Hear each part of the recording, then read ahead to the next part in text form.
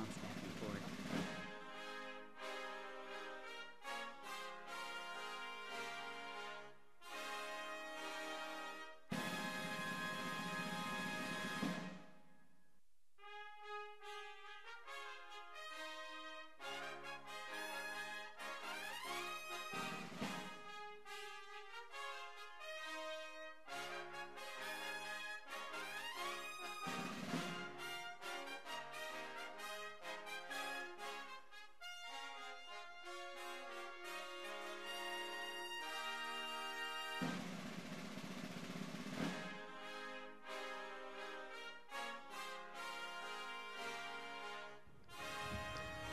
Good morning, everyone. We will go ahead and get started. A copy of the Open Meetings Act is located outside as well as on our website. If you could please stand for the Pledge of Allegiance. I pledge allegiance to the flag of the United States of America and to the republic for which it stands, one nation under God, indivisible, with liberty and justice for all. There is also an external defibrillator that's available on the back wall of the legislative chambers. We will begin with the agenda for the Douglas County Board of Equalization. Roll call, please. Commissioner Boyle is absent. Commissioner Kavanaugh is absent. Commissioner Friend? Here. Commissioner Garcia? Commissioner Morgan? Here. Commissioner Rogers? Here. Madam Chair. Present. Item A, approval of the minutes of the Board of Equalization meeting held Tuesday, February 8th, 2022. And item B, call for a meeting and set Tuesday, March 8th, 2022 as date for hearing on certified assessment reflecting the addition of omitted property to the tax rolls or increased value on property. Is there a motion to approve A and B? Second. Motion by Commissioner Rogers, seconded by Commissioner Morgan. Any questions or comments? Please vote.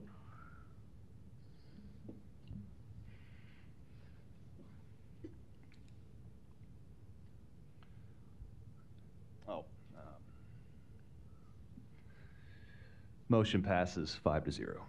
Next, our citizen comments. Is there anyone in the chamber or on Zoom wishing to speak to the Board of Equalization about an item not on the agenda? Good morning, Commissioners. Paul T. Bellinger, 10215 West Center Road. I just have a little display here I'd like to. Thank you. Are you able to see this yet? Nope. What do we have to do to it? Oh, it is. Okay. There we go. Thank you. Oh, okay. And then you can get over here. Tell him to hit Is that good? Yep. Tell him to remember. Thank you very much. So I'm here today to equal my voice to those of my neighbors and our mayor. I'm seeking the disaffected here to be equalized to those having an exemption of taxation. This line right here represents a normal standard residential speed limit of 25 miles an hour. For me, it is limited in my neighborhood for my next door neighbor and me. I live on West Center Road. The speed limit is 40 miles an hour. My house is located here at 50 feet. My neighbor's house, Miss Clinton's house, is 25 feet off of the road. Now, we both live in the impact zone. I think it's pretty clear to see that if a semi-truck is going 40 miles an hour, you could see just by taking this line right up here that you could see that there's an impact zone there. I'm pretty sure that my Douglas County Health Director, Ms. Hughes, could see that that's an unsafe, unhealthy situation there. I'm pretty certain that my Douglas County Director of Corrections probably wouldn't want to put somebody in jail because they were found guilty of putting things in their yard that protect me from this situation here. The bus going 40 miles an hour, the semi-traffic going 40 miles an hour. This is an unsafe situation for me and my family, my next door neighbors. This is not correct. I would hope today that Chair Borgeson, that you would equalize me to those having an exemption taxation, because this is not a safe spot in Douglas County for us to reside. There is a standard in Douglas County that occurs in my front yard that is different than my neighbor in my backyard. You know, so when the city of Omaha has somebody complain to the hotline, they say, oh, well, we need all these trucks out of our neighborhood. I'm the standard that the city points to when they say, well, look at this idiot over here on 102nd and West Center, Nutbag Lane over here, that has horrific accidents almost every day in front of our house. Doing nothing is not the correct thing. Doing nothing is not the correct thing. So today, I'm asking, is there a commissioner here that thinks this standard I get in my front yard doesn't warrant an exemption? If so, please raise your hand. Please raise your hand if you don't think the same standard that my neighbor gets behind me isn't the same standard that I should get. Dan Esch, would you please record how many hands are in the air today for this meeting? Thank you. Thank you, commissioners. Thank you. Mr. Bellinger, can I get a copy of what you presented, please? Anyone else wishing to speak during the Board of Equalization But you don't need this, do you? about an item not on the agenda?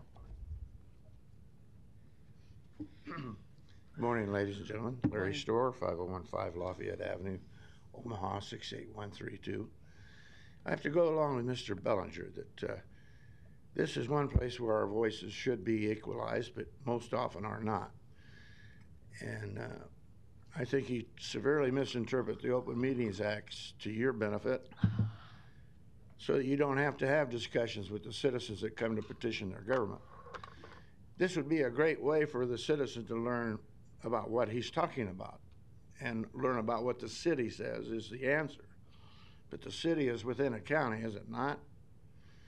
And all laws have to be legal and equal treatment. So you do have a part in this.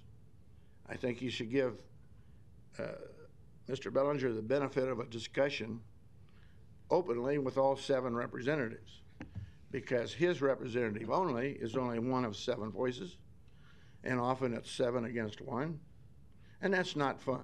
Thank you.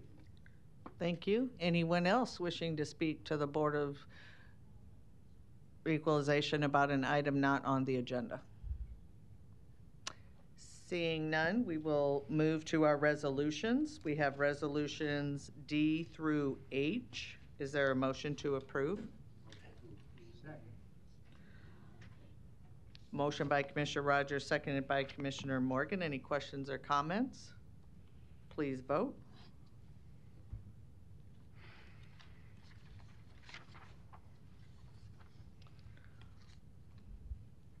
Commissioner Kavanaugh is now present. Motion passes 6-0.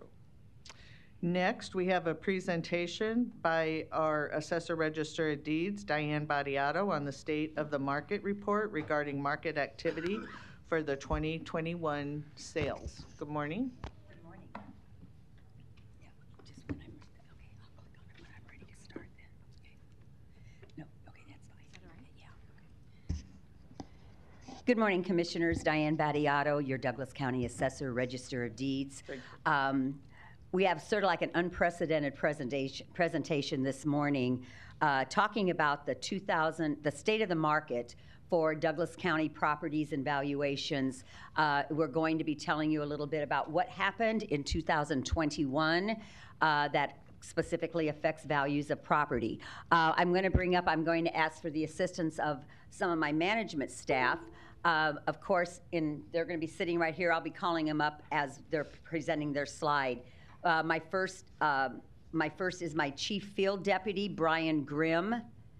And I have Zach Bass, who is my Senior Residential Appraiser Manager.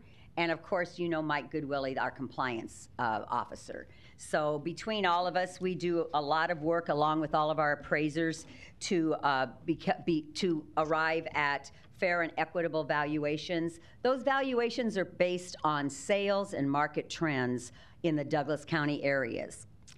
Before we get started into the body of the presentation, I just want to let you know that normally this is something that I meet with the commissioners on and varied organizations, and it normally takes a good hour or more to go through in detail. So because we're in just a time restraint, they're going to give me 30 minutes. We're going to skim by all the intricacies of the text in our presentation that we would normally give one-on-one, and we're going to delve more in the data of where we arrived with exhibits and explanation of the exhibits that we're going to be showing you. So I wanted to give that caveat immediately. For those of you who are at home or available on the TV that has your computer available, you can get on our website, dcassessor.org, and on the left side of our homepage, we do have 2 links that would be pertinent information for you today. One is a copy of our market area map. And our market area map is going to show you, and you'll see here in a little bit, we have split up our county into 19 market areas. And those market areas are specifically designed around the high school areas. And that gives us a more homogeneous view of values and sales in those different areas. So that's what you're going to see on your market area map. You'll also have the second link that says the 2022 State of the Market. You can click on that and follow us along as we go through our shortened presentation. So those are just some housekeeping things I wanted to let you know about. Okay, they told me this is going to be real easy. There we go. This is something I just pulled after Sunday's World Herald. If any of you had read through it, it talks about how tight our real estate market is in the Omaha area, and it has been for the last probably 4 or 5 years, growing since 2012, but really, really slapping in our face a high escalated market in the last probably 4 years or so. It talks about the tight market. It's not expected to improve soon, and it just goes through the fact that valuations and sale prices and then subsequent valuations are based upon valid sales in our area. And right now, and that's also based on what a willing buyer will pay a willing seller, and also supply and demand.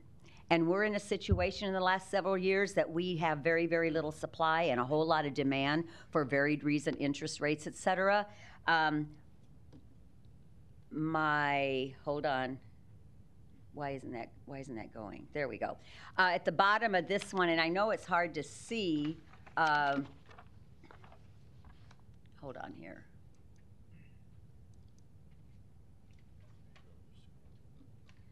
This makes it, they're going to hire me as the tech guy next. Okay, let me do it one more time.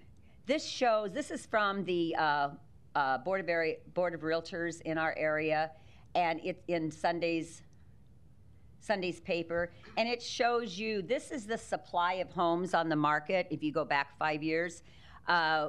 Currently on the right is where we're at now, about 333 homes available for sale in the entire Douglas County area.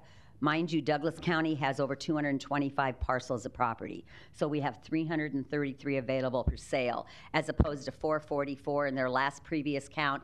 And you can see three sections prior to that in the thousands. Prior to that, I mean, we were always never less than 1,000. Now we're at 333. So that really talks about the issues that we're having in the supply. So that's a perfect example of why we're where we're at in the market, is just because of there's a whole lot of buyers and not a whole lot of sellers. So sellers are being able to pretty much call their own card when it comes to selling. So now we're going to go into the body of our State of the Market presentation, and we title it, Could I Sell It for That? And when we're in the type of market that we're in now, that's exactly what we're talking about. So houses are selling for tens of thousands over what they're listed at, And that's with the list price usually being a little escalated is what they're valued at. So we're creating actually a vicious circle. When the market does normalize, the buyers and sellers have created a whole new normal of pricing. So we're going to be in this type of a whirlwind for quite some time until things really pivot to the other side. And we really want to ask ourselves, do we want to pivot to the other side? Because look what happened in 2008 after our 2003 escalation of the market. And the last thing we really want is to revisit 2008 through 2012 again. So we go through several pages of detail. This describes what areas of our county is in what market area. I'm not going to go into detail on that because you can read it on our website. Commissioners, you have copies of all that. I think some of the media and the administration have copies of all that. So what we're going to do is I want you to go, no, I'll go, sorry. Okay, if you look at this chart from the Great Plains Regional MLS, you will see a lot of zigzags, and they're all on the upward trend. What this is telling us is that back in 2016, on the bottom left of the screen,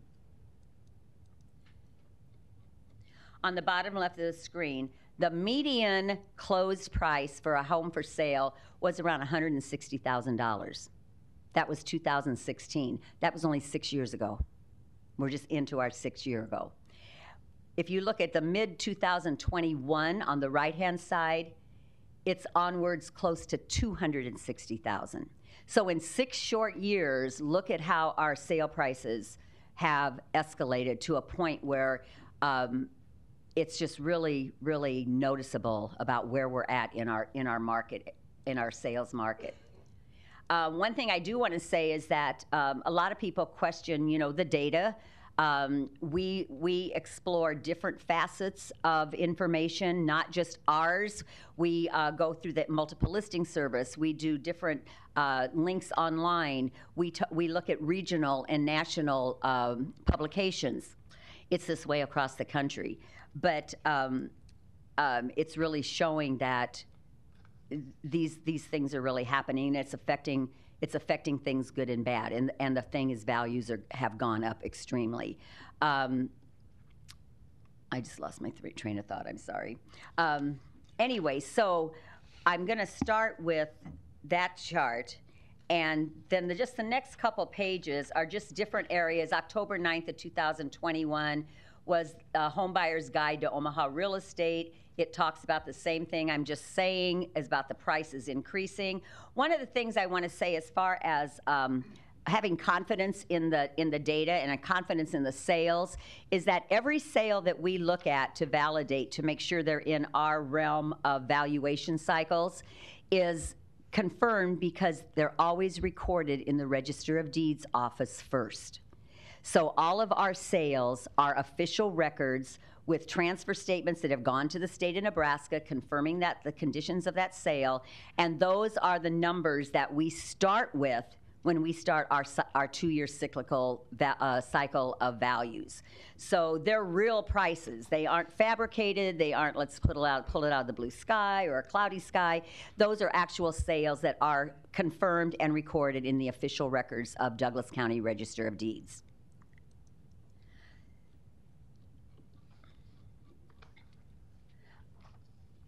Okay, so we're going to go flip over to our first exhibit,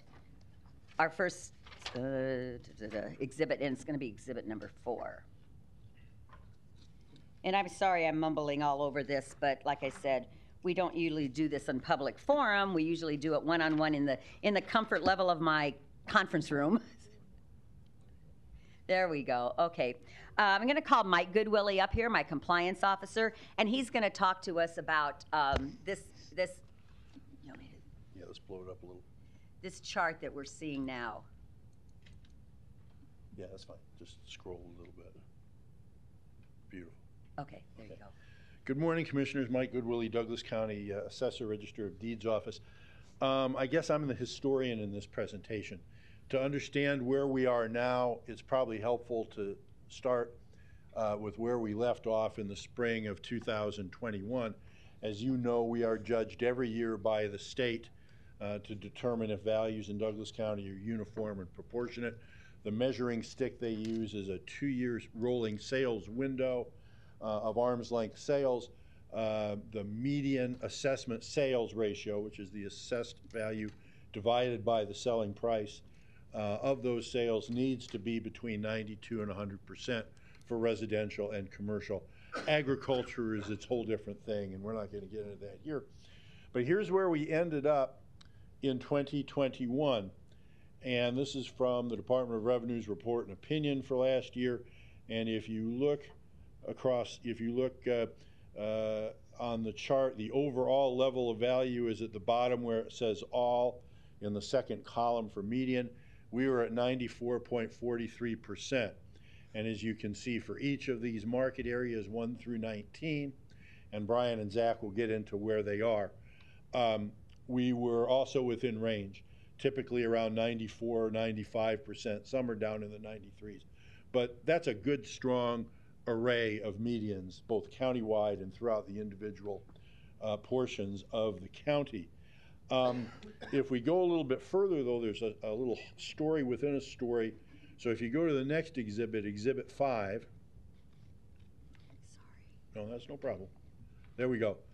The reason I bring this to you is because you know how in the movies there's foreshadowing, right? Okay. There's some foreshadowing for 22 in our numbers for 2021. And as I pointed out, we're judged on a 2-year rolling average. And this statistical array here breaks it out by quarters. So if you look where it says date of sale and then range, you can see the numbers are broken down by quarters. Well, one of the things to understand about assessment sales ratios is as a percentage number, a ratio number that comes down is indicative of rising selling prices because the denominator is increasing. It's just the math. And so if you look here, you can see the first quarter of the study period, the last quarter of 2018, the median level of value was 99 because it reflects both 2020 and 2021 value changes.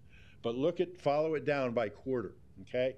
It steadily decreases, and the last 2 quarters, okay, April 20 to June 20 of 2020, the ratio is 91.3, and then the very last quarter of the study period, the third quarter of 2020, is 89.01. What you can see quite graphically is kind of a short-term embodiment of what Diane showed you in Exhibit 1, the chart that goes upward with respect to selling prices.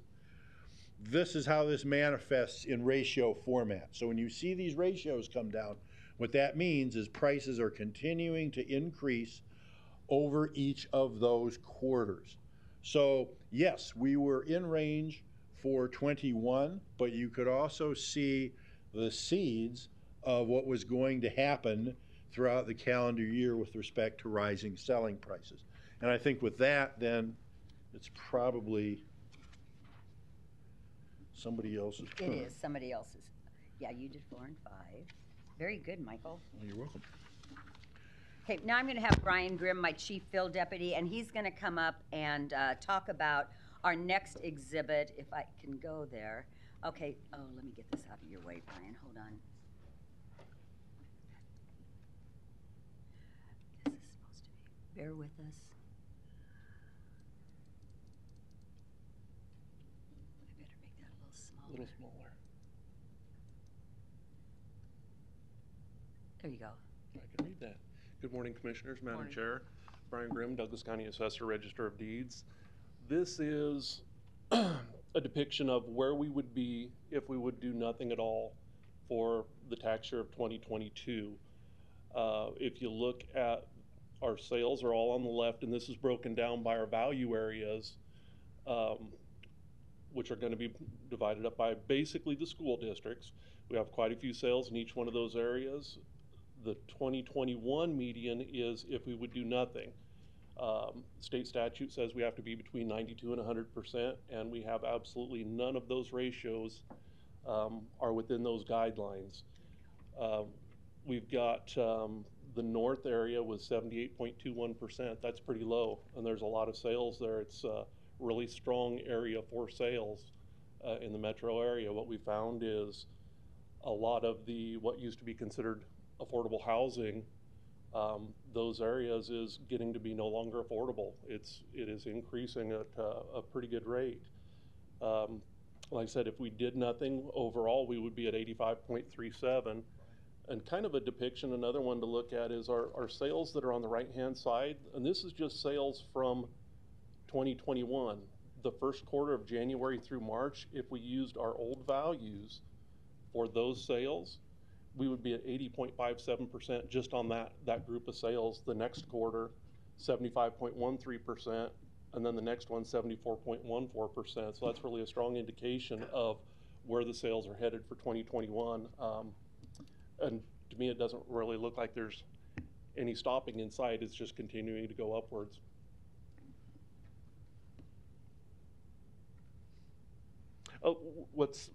Where this is really going is the buyers and sellers are the ones that are controlling where the values are going.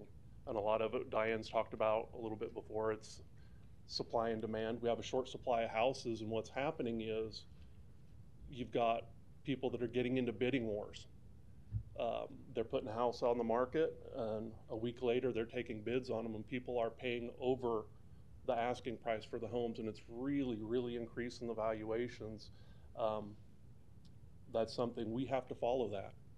No matter what we do, we have to follow what the buyers and sellers are doing to be in compliance with the state. Anything else? Yeah. Okay. I just wanted to expand a little bit on what Brian was talking about. If you notice in the first column, we had 19,800 in our 2021 sales period, which is October of 19 through September 30th of 21. That's how we work on our yearly values. We had 19,806 valid sales. Those are sales that we're able to use within the confines of our calculations. I'm just going to expand a little bit on the right side of this chart. We survey our ratios, so our median ratios, quarterly, just so we can keep a handle on what's going on in the market. And so as of the quarter between January and March of 2021, remember, we started out at 94.43% in our rate between the 92 and 100 ratios median. We started out at 94.43. That was at the end of what we valued for the end of September of 21. Already that first quarter of last year, that median was down to 80.57. The second quarter, April through June, that median was down to 75.13. The third quarter, July through September, which was the last quarter of that sales cycle, was down clear to 74.14. What that's telling us is that those values, just as this chart says, are totally, totally unacceptable in the eyes of the state because the sale prices have escalated so greatly. And so the difference between that sale price and the current value brought those percentages down. I guess we were going to next. Yeah, okay, so this map, this is a picture of our market area maps. And this is, will tell you a little bit about what Brian said on his chart. If we did nothing, that is where our valuations would be, and I think it was 85 point something, 85.37, which is well below the 92 minimum. This is how our market area map is broken down. I would urge all of you to really take a picture of, take a look at this. If you can do it on our website, because I know it's very hard here, but it tells you the different areas and what market areas they're in, and where they are sitting if we did nothing after the 2021 sales cycle. And it just really is a lot better visual than just reading the numbers. So as we started out when our market areas have only been in 17 market areas with the school districts. Then Omaha started adding new schools. So as they added new schools in Elkhorn, we split up the Elkhorn into 3 different market areas because now we have 3 different Elkhorn schools. We also, the new South Omaha school off of 60th and L, so we broke out South Omaha to make 2 more market areas, and now we have 19. The more we can condense the number of homes and the comparable values and styles and ages and everything, selling prices, the tighter we can get our values to those sale prices, which is what by the state mandates us to do. So that's just a picture, a visual of that, the data that Brian just talked to you about. So now we have exhibit number 8. I'm going to have Zach Bass come up, my senior residential appraiser manager, and he's going to talk to us about this. Let me try to blow this up a little bit, Zach. Hold on here. No, that's not what we're looking at. Did I go down? Oh, there I go.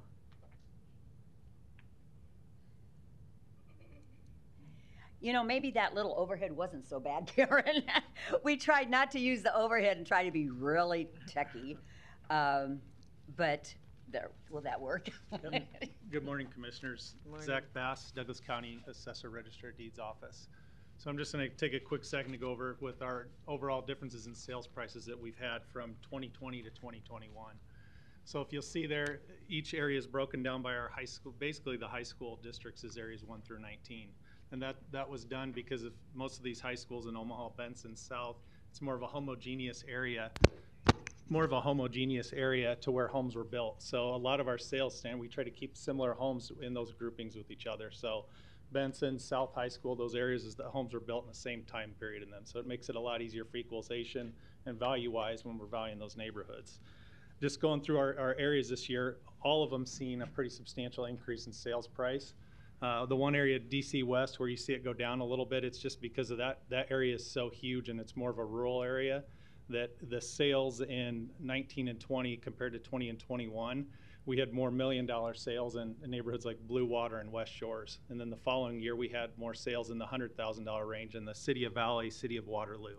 So that's why you see that number, and the sample set is pretty small for what we were working with. But if you go down the line and you go through Elkhorn South, Elkhorn North, Bennington, you start looking at them, you see the giant increases. This is just the increase in the sales price of a house in 1 year. Some of these houses we've seen have sold, that house could sell in 2020 for $150,000. Someone turns around and sells it again 6 months later for $170,000, $175,000. So that's the type of turnaround that these houses are having and what we're chasing. So in overall, Douglas County-wide, it kind of matches up with the percentages that they showed on the previous chart where we're at 85% and we've got to get up to at least 92 to be in compliance. So the year before that, we ended at 94. We're at 85. We've got about a 9% increase in sales prices on average in these areas. The average home across Douglas County rose $23,000 in sales price in 1 year. So that's kind of that slide. So that's it. Thank you. And if you remember when I first started speaking and I showed you the one zigzaggy graph of 2016, the median sale price was $160,000, and mid-2021 it was $260,000. Now we're talking about between that early and mid-2021 and the end of our sales period, it went up another, another 26,000. So we've had just hugely increased sale prices. And you know, those of us who own homes are probably going like, wow, maybe we should sell. Maybe one of them, but unless you have somewhere to go or a tent, you'd be in the same position as a buyer paying escalated prices. So it's really a catch-22 on that. I'm going to ask Mike to come back up again for Exhibit 9. Exhibit 9 is just, he's going to talk to us about how we use the multiple listing service as for data. Good morning, Commissioners, once again. What this exhibit simply does is it points to kind of one of these no-duh obvious truths that you would get to if you read the World Herald article on Sunday and look at the rest of the presentation. A lot of us are old enough to remember that when somebody said, well, they're trying to sell their house for that. That's what they're asking for. And you sort of expect some shrink downward through the negotiation process, right? That people aren't going to get, 100% of what they're asking for. What the Great Plains MLS is telling us, at least in this window that cuts off in September of 21, is yes, they can. It shows asking price and it shows the percentage of asking price represented by the selling price. And it hovers around 100% And even in the later part of that study period, it's over 100%. So this sort of exemplifies, I think, what people anecdotally know. I mean, everybody kind of knows somebody who, to get their house, they had to pay way over asking, or they had to waive an inspection, or they had to do something that's really uncommon. But this, over the long haul, shows that, yep, when people ask for it in this market, now they get it. Thanks, Mike. And before we go to the next slide, I don't want to be remiss, if I can find my notes, in talking about, we've talked primarily about residential, because residential makes up the bulk of our community and our county. But we cannot forget the commercial property, because that's where a lot of the revenue really bumps up. Commercial has not been immune at all into the upward market pressure. The level of value for commercial property in 2021 that was turned into the state and give a rave point system and a report card was 94.46%. Now, I'm going to have Brian come up in a minute and talk to you about the last chart we have that will show us some of the facts about different use types. Commercial is always valued basically on their use type. If it's a storage building, if it's retail, if it's hotels, how that property is being used, and that's how we base commercial values on. So we've had an influx of pricing in commercial. Although COVID, did a number in some instances on some of the use types like hotels and things like that totally rely on customer participation, but not as much as everyone thought it would have, and they're coming back.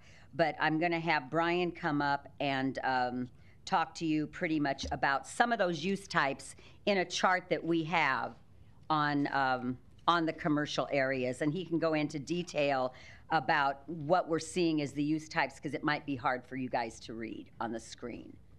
Good morning again. Okay, let me get this blown up for you, Brian. And then moved over. Oh, gosh.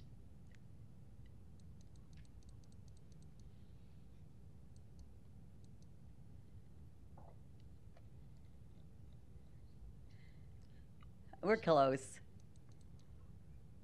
The only thing I didn't get, I got a little bit, we're gonna have to go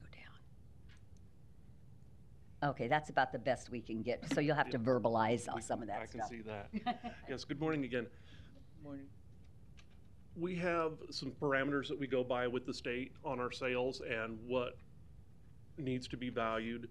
What these are anything that has 10 sales or more in commercial. The state always gives us guidance that if we have 10 sales or more in any use type, that we need to look at the valuation of them and the median ratios to see where we're at. So what these are anything that meets that criteria. The red line that we have on the very top of it is the minimum ratio that we would be able to have an acceptable value on with the state of Nebraska at the end of the day. The blue colors on all those are, again, where we would sit if we did nothing at all. There's a few of them that are already, we've got 3 of them that are already above the 92%. Those we really did not do very much with. We worked some building permits on them, and for the most part, we left them alone. We just did what had to be done. Everything else are areas that where we were out of compliance. We had to move those up accordingly just to creep over the 92%. Overall, we're right around 94% with the commercial. That's still changing even today. We'll be getting those finalized by the end of the week. But once again, you can see many warehouses drop down to just a little over 70%. It's a strong market.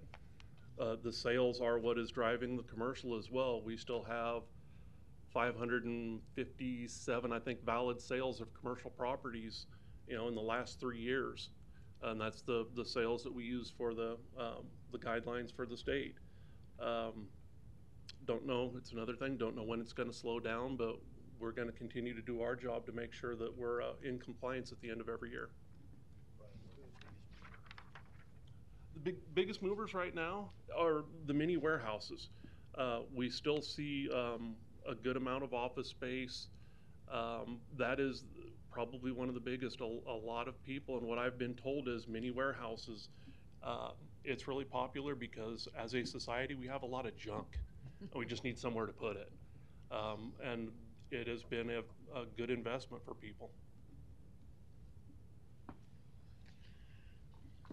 So to also, you know, and to talk about the mini warehouses that Brian noted on, how many times I've been just amazed at in the last few years, everywhere you go in every neighborhood, if you have a big box store that has closed,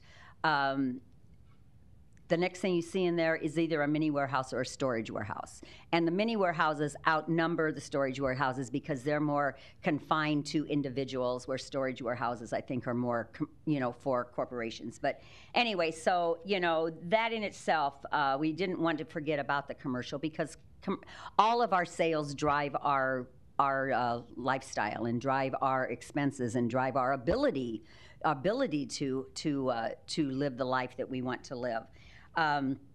So as Brian said, we will continue, because we must continue based on state statute, to value properties, to inspect properties on our 6-year cycle, to review sales and adjust accordingly based on those market areas and the valuations to make everything more equal, equitable, and fair.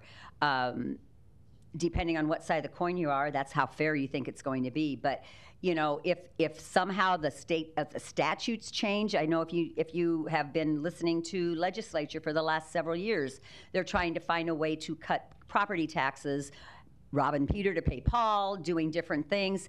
But if you listen real closely, they're never talking about valuing. They're talking about taxing. And that really confirms the positive efforts and how they've aligned our mandates for valuing. So unless they change the process of which properties are valued in Douglas County, we will be continuing on the same valuation process, working as conservatively as possible. I can tell you, and I know we're running short on time, and I apologize, but I can remember when I first took over the combined office in January of 15, we had a couple tumultuous years.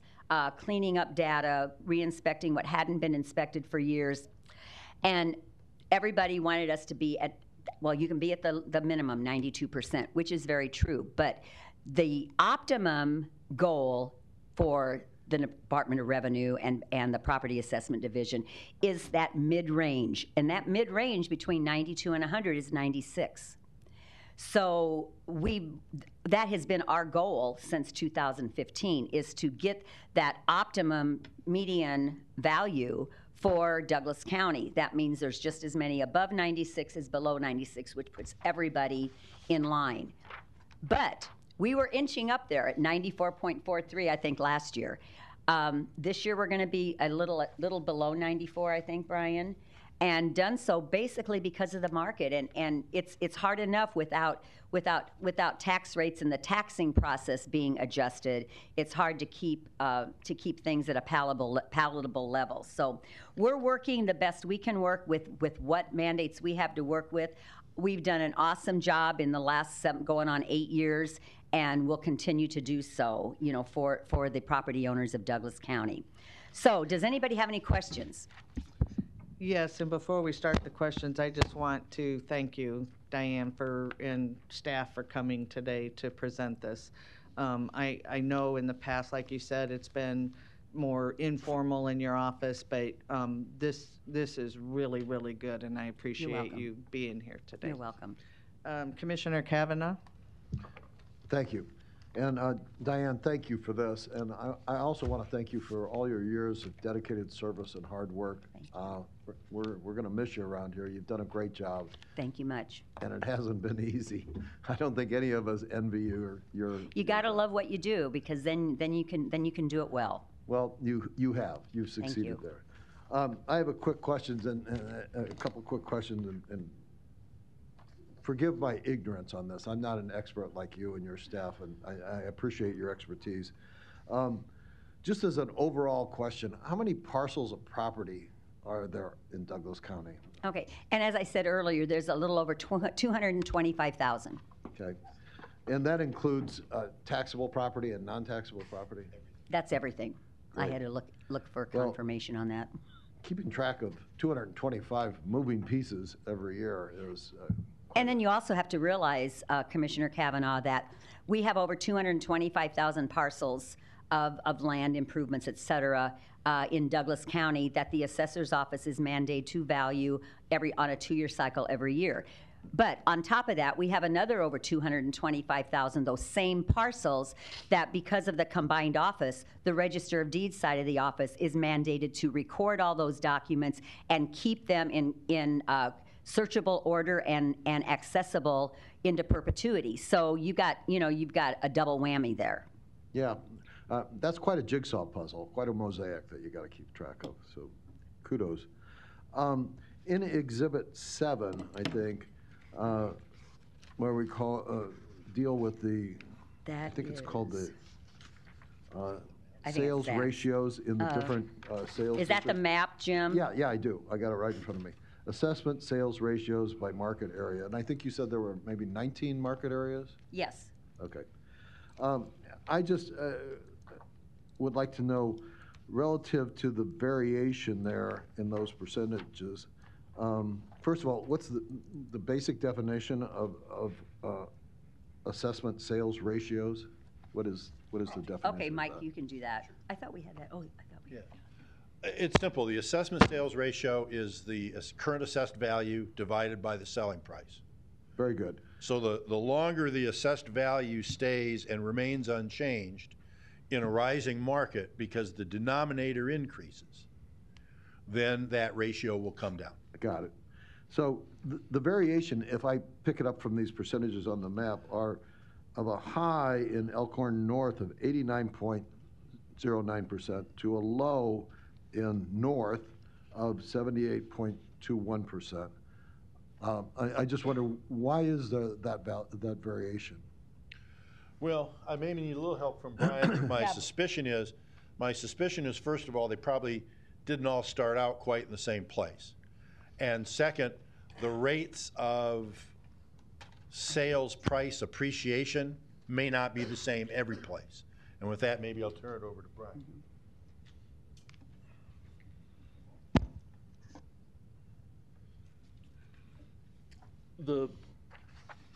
The low being in North, a lot of that is due to that is where affordable housing is.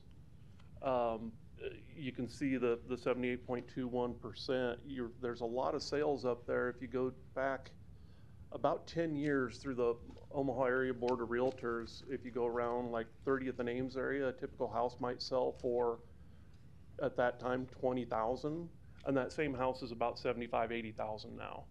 And that's what we're really starting to see in some of these areas. The older areas of town is where affordable housing is. And we're starting to see more and more people are flipping those homes. Okay. And we don't see that when you get into the newer areas such as Elkhorn. We really don't have much of that yet. Gotcha. Okay. And finally, in Exhibit 8, if I run out of time here, we can come back for this. Exhibit 8?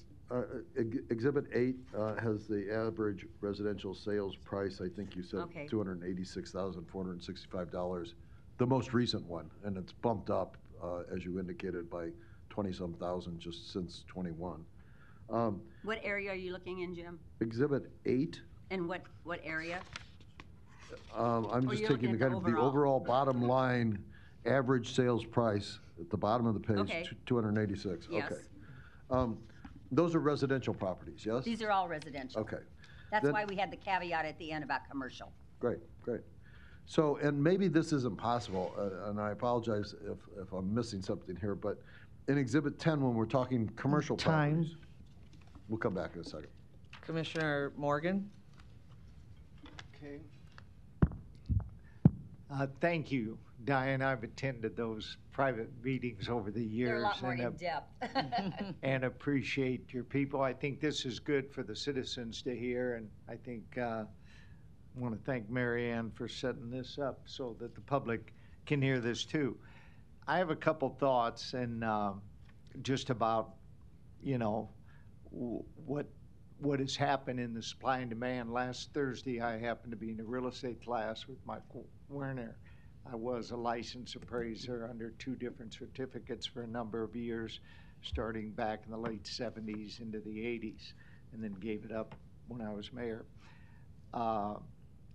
And he talked about the number of listings as of last Thursday in Omaha was 160 listings. And he talked about the average 10 years ago was over 6,000 listings. Right. And we're in a very, very unusual times in every area, whether it's hospital beds or whatever it might be. Today, if you told me you could sell me 10 Escalades at full sticker price, I'll buy them all. And I'm not even going to use them. I'm going to sell them to other Cadillac dealers at $5,000 to $10,000 over the retail price because there aren't any vehicles available. And I want to be careful on these homes for sale because one of the things we learn in about the 5th grade is supply and demand. If you're ordering a refrigerator, and I can give this exact example at Nebraska Furniture Mart a year ago, you wouldn't have it when they told you you might have it in 60 days, 4 months, or 6 months. And I happened to be ordering one for a commercial property, and at the end of 6 months still didn't have that refrigerator, which wasn't any special refrigerator. So I want to be careful because if ever we started to get back to the norm of having homes on the market, these values aren't going to be where they are. We're going to have another bubble like we had in '08. And I want to be careful on that escalation of the price.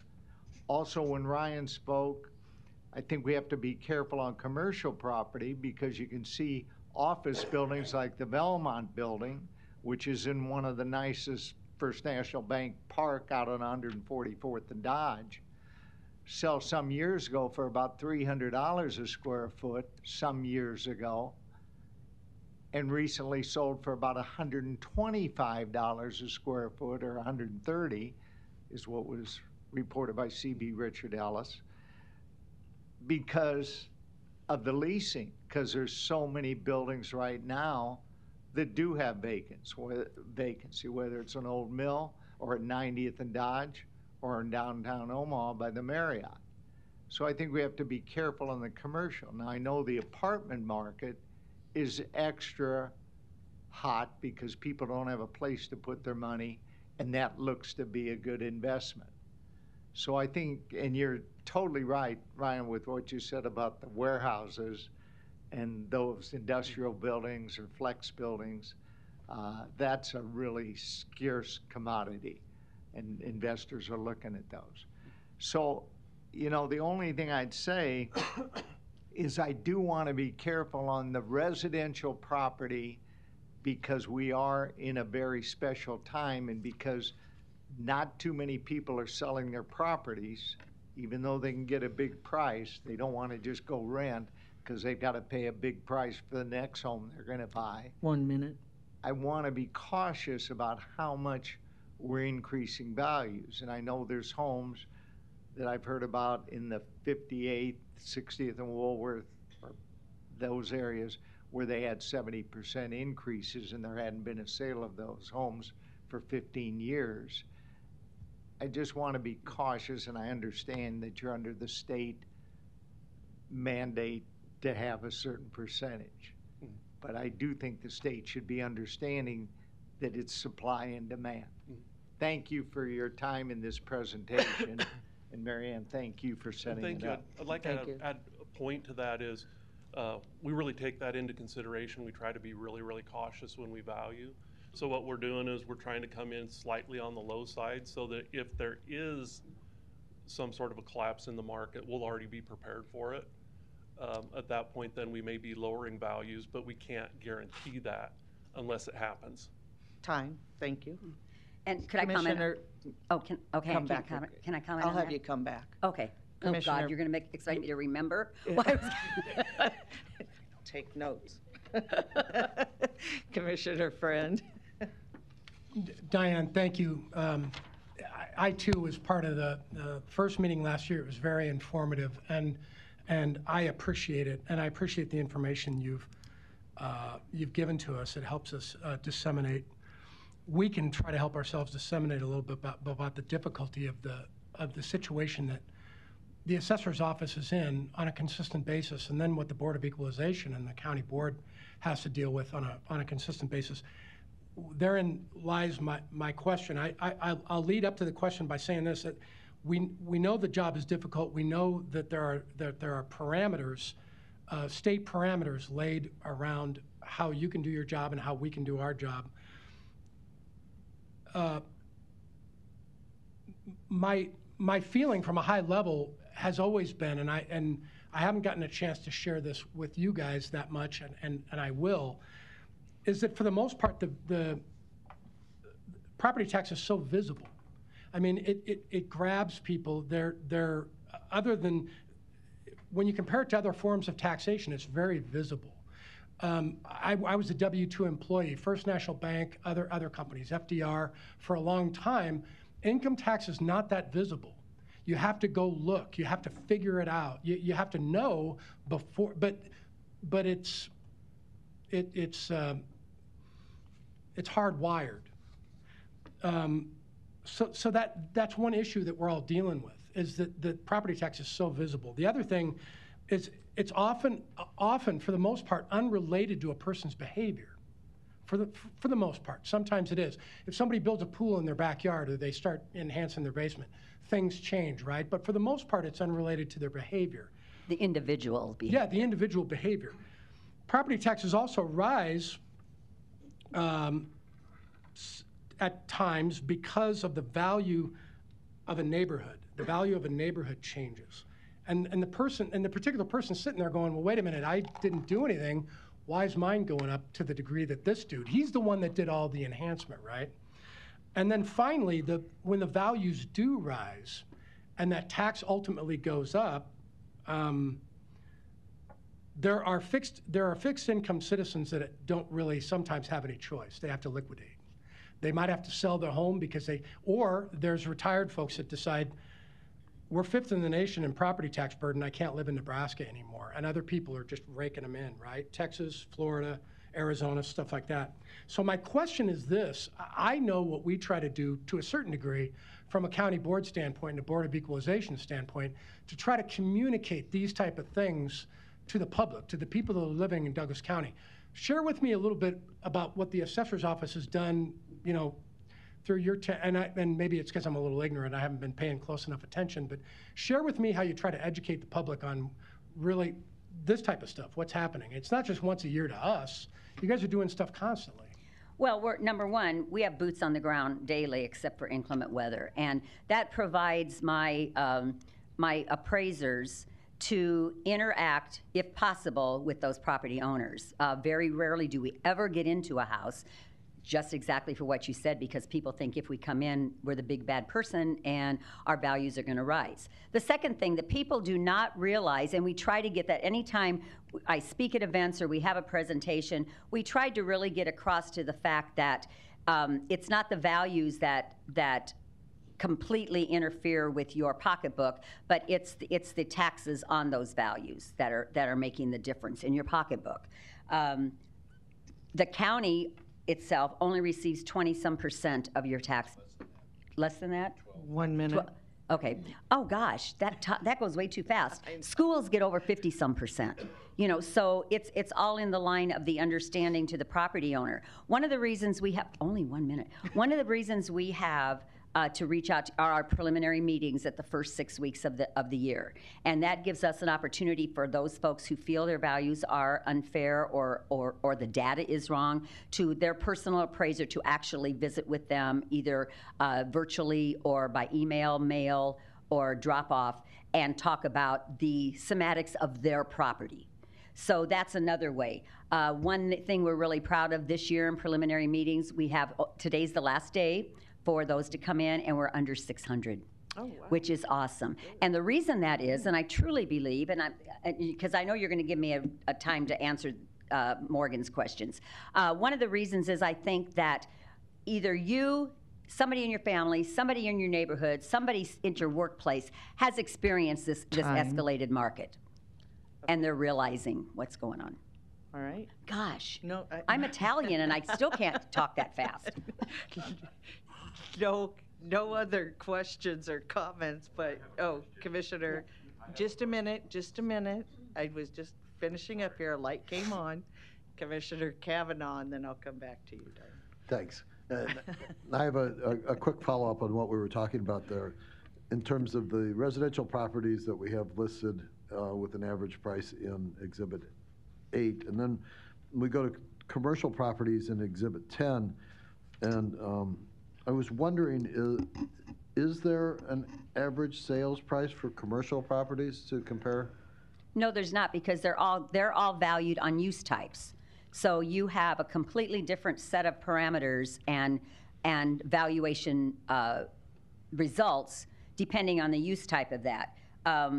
One of the things that I do want to talk about on the commercial property is that, unlike residential, commercial property is most generally valued on income, the income method. And what that means is that every person who has a commercial property has not only the opportunity, but the responsibility to get us the data we need to correctly and fairly value that property based on sales in that use type.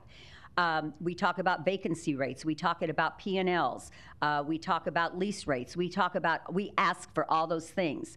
My thought, and we've done a very good job of bringing these up to par where they should be, as far, not up to par dollar-wise, but more logically valued, is because my thought is that this is your job, it's your property. We have our mandates on how we value on the income and the income we need for a 3-year period to give you the best and most conservative value for your property. We have many companies that do not comply with that. So my thought is, if you don't want to bring us what we need to fairly value your property, then don't complain. Okay. It's as easy as that. That's great. Just 2 quick ones, and then I'm donating the rest of my time to you to say whatever you want. Okay. Okay. Ag property, is that lumped in with commercial property? No, it's not. Ag property is separate, and that's valued completely separately across the state at 66 to 75. Oh, Mike's going to correct me on that. No, she I just. was close. Yeah, you got there. Ag has its own constitutional valuation preference, and it is valued at 75% of market. The acceptable range is like 69 to 75. It even gets more refined in counties like Douglas or Lancaster, where there are strong developmental influences over the county. When ag properties receive special valuation, we value them at 75% of market for ag purposes only. So what we end up having to do is divorce any non-agricultural influences from our value calculation. There aren't any sales like that in Douglas County. So what we end up doing is we steal sales from more rural counties in eastern Nebraska. So typically what we value, grassland or dry cropland or irrigated land, relates to the market in counties that are really ag counties, like Burt County or someplace like that. We steal their sales data. Okay. One final one on that. A big category is tax-exempt property. For instance, the healthcare community is largely tax-exempt from property tax. Do we have any idea how many parcels? I get the map every year from our GIS people that shows tax-exempt properties, but do we have any idea how many of those 225 parcels, 225,000 parcels? My guess is somewhere in the vicinity of 10 to 15,000. Because what you're also talking about are all sorts of hunks of city and county and state right-of-way and little dribs and drabs. As for what we call permissive exemptions, which are typically things like nonprofit nursing homes and private schools and things like that, probably someplace around 2,000, 2,500. Okay. And there's no valuation put on those, right? Well, internally we I'm sorry, yes or no? Is there a valuation put on those? Not really. Thank you. The rest of the time I would give to Diane. Thank you. I'm going to go on to Commissioner Friend and then have you end up with what your comments are. Commissioner Friend? Thank you, Madam Chair. And Commissioner Kavanaugh, I'll give her a ton of time. I just had one more question if she wants it. I do. would you consider, this is kind of philosophical, would you consider the way we're actually approaching, and maybe it's a long drawn-out answer, the way we approach this stuff is based on bands or ranges as opposed to specific property? I mean, that's what I see. Absolutely. Okay. Mass appraisal is what we do in our job, as opposed to fee appraisals or individual appraisals, which is house property to property. That's why we have our market areas, because it's mass appraisal. It's not one for one. Right. Is there and switching gears back to what I was talking about a little bit before, there are property, the legislature and, and other entities throughout the state are promoting. The legislature doesn't do a very good job of promoting hardly anything. They just do it. But other entities throughout the state, the Farm Bureau, for example, and other entities are promoting property tax relief, these incentives that you could actually utilize at the state level. I know you guys would promote that too. It's not that you're trying to grab revenue. Those things could be promoted on a consistent basis. There's a lot of them out there, right? I want to sort of like stop you in your tracks right now. Okay. We do not promote revenue. We don't have I didn't anything mean it to. that way. Okay, but what I'm saying is for what your comment was, we do not promote revenue. We value properties based on sales and market trends. Now, the decisions that they make at the state, we follow. We don't legislate. We don't set policies. Right. We follow the statutes. Okay. Right now, the tax incentives, we have nothing to do with the incentives. That's all on another level. We value only. And it's up to you and the city and the schools and the state and everybody else to set their tax rates on what they deem fit in their budgets that create that revenue. We create no revenue except for our values. And we would love to have our partners, who are the subsequent steps in that taxation process, listen to us. A perfect example. What did they say in the news today? The state has 50 million, billion, however the heck much revenue excess. That can be the same whether you're talking about a state, a city, a county, or a community. Anybody who sets a budget with the increasing values that we have, I feel owe it to their citizens to adjust their rates to level the playing field. We cannot level the playing field. We are mandated to value according to the sales of the buyers and sellers. That's the bottom line for what we do. The TIF, the tax rates, everything else, we are just the facilitators of that value. We have nothing to do with the bottom line on any one of those properties. Yeah, understood. I was probably a little inarticulate when I pointed out then that I question. apologize for reacting. No apologies necessary. What I would say though is I think it's somewhat oversimplifying the issue that we have in Douglas County and we have in 93 counties around the state by saying that assessments do not affect somebody's bottom line. Let's not go down that road. I said we don't collect revenue. Right, and I agree with you. What I'm saying though is that if we could all come to a kumbaya and realize that those assessments do affect bottom lines to real commercial properties and real citizens of Douglas County, then we're on the same page. I sat through my first Board of Equalization meeting last year, and to a certain degree, we had a bullwhip out, and we didn't even hear all 4,000 protests. We took 5 hours, and we heard plenty, right? I mean, Diane, you know what that process looks like.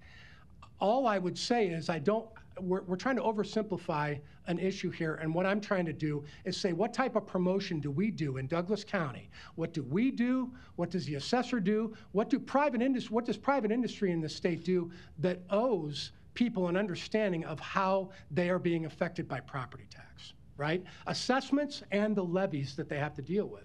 What I said from the very outset, and the concern that I have, is that it's right there, it's in their face. They don't understand why it's happening. It's our job to educate them. Time. That was Well, my hopefully point. sessions like this will help. I hope.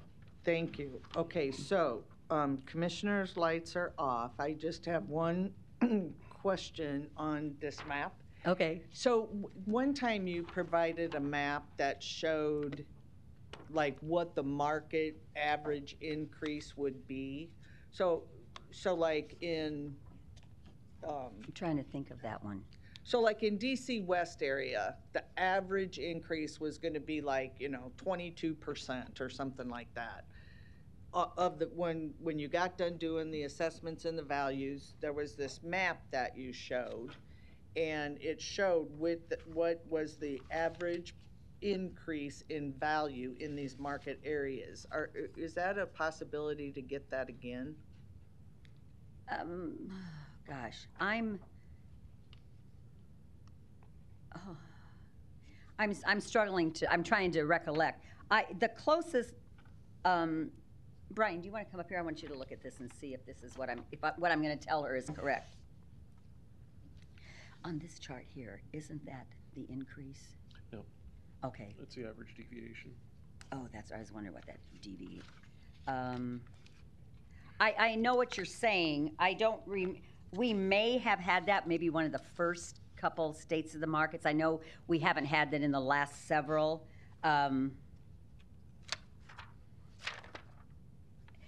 So what you're asking is,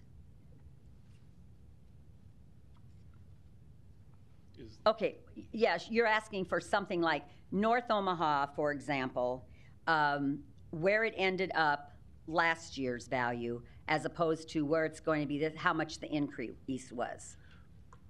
Correct. Okay, but I think that's something that we're not able to provide till after abstract, because we're just dealing with preliminary values right now, preliminary numbers. Unless we go off of last year's final, we could go off last year's final numbers. I think I know what you're talking about. We can go offline and talk about Yeah. it again. Let me talk a little bit about the calendar. We're still working on the 22 values. Yeah, but this is talking about 21. Well, yeah, but I think what she was asking for, Commissioner, what you're asking for is a map that looks like this that will tell the average increase in value for 2022 for each of them. Is that what you're For after? each market area. Yeah, we're not even there yet. Okay, all right. Okay. All right, thank you. We can have another discussion Okay. about that at a later time. So, so Diane, I'm going to give you 5 minutes to answer It's going to be real quick. whatever you want, because then there's a couple that I know Citizens. in the audience, and I don't know about Zoom yet, Sure. that may have a question as well, but I want you to, so we don't forget. Right. Well, I wrote notes Okay. because I have to do All that. right, good. And I crossed off the ones I already addressed for Commissioner Friend. Okay. Okay, the one thing I do want to address is, yes, I totally am aware of the rising sales and thus rising values and thus rising taxes. It's all a mushroom effect. And how it really impacts people on a fixed income or senior citizens. What I really want to promote here is our homestead exemption program. And if people who are 65 as of January 1st every year are eligible to apply for homestead exemption. It's a state program. Right now, currently, unless the statute changes, all the revenue that people are qualified, not to, the taxes that they don't have to pay because they're qualified for homestead, which is based on income, home value, they take off expenses, and they can qualify for anywhere from 10% to 100% relief on their property tax bill. All of that relief then is reimbursed to the jurisdictions from the state later in the year once we finalize all of our figures. It's an awesome program. We've done billboards, we've done outreach, we've done everything we can to try to get this to grow. And it's steady at about 13,000 plus, applicants. But homestead is a wonderful way to see if you can help ease that burden of your property tax. And so I urge everybody in that age bracket, the two requirements: you have to own and live in your property. Those are the two caveats that are the biggest caveats. So some of the reasons, I know I've got to talk real fast, some of the reasons I think we aren't growing that is because in our society, I'm a baby boomer. We're all baby boomers. Well, some of you aren't baby boomers up there. But anyway, those of us who are entering that 65 years, which I'm way, way over, they're still two-income wage earners. because of our lifestyles. So that's going to decrease the eligibility for even though they're over 65, to be eligible for homestead. So I think that's some of the reasons why we're not growing the numbers, because the baby boomers exploded in numbers, but we're not seeing that in the homestead exemption program. So anytime somebody gets to that age, fill out an application and just see. The only thing you can do is waste your time filling out the application if it's a no. But definitely take that opportunity to see if you're eligible, even for 10%. And the only other thing I wanted to say about Commissioner Morgan's comments about cautious. We try to value as conservatively as possible and still be within our mandated parameters between 92 and 100%. What I foresee, as not having a crystal ball, but I've been in real estate not as long as you, because I'm not quite as old as you, but since 1986. And I've seen a lot of peaks and valleys in the real estate market. What I'm seeing in this long extended peak is that our sales are rising and rising and rising. We are unfortunately establishing a new normal. When this market stabilizes, it's not going to stabilize down here at those $150,000 sales, because there are no more. It's going to stabilize at a $250,000 marker. We've just increased our new normal. So God forbid, should the market crash, I'm thinking it's not going to, but like I said, I don't have a crystal ball and I'm not a seer. But that's what I see happening, is that will we ever go back to the days that $150,000 is our normal sale price? I don't foresee that happening. So. Okay, so with that, I will ask those that are in the audience that would like to comment.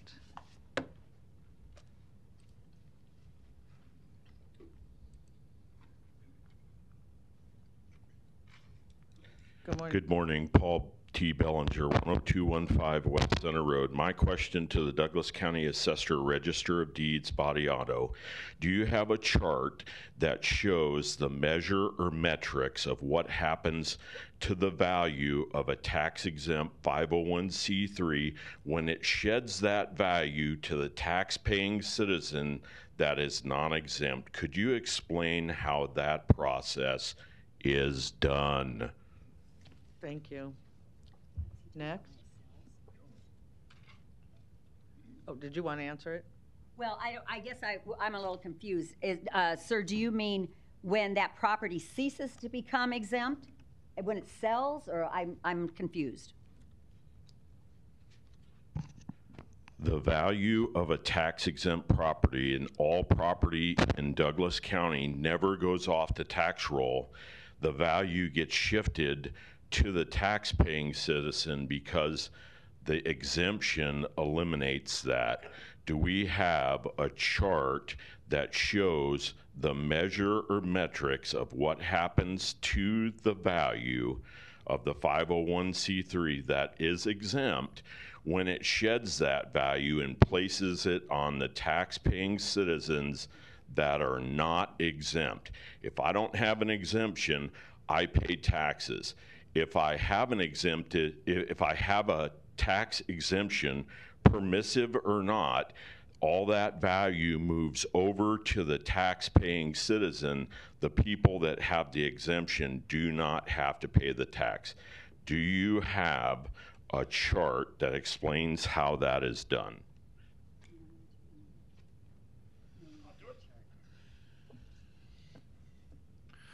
Mike Goodwillie, Douglas County Assessor, Register of Deeds. No, we don't keep any kind of a chart like that. Exemptions are, yes, they're subsidized by people who pay property taxes. And in the legislature's judgment, there are some uses of property where the juice is worth the squeeze.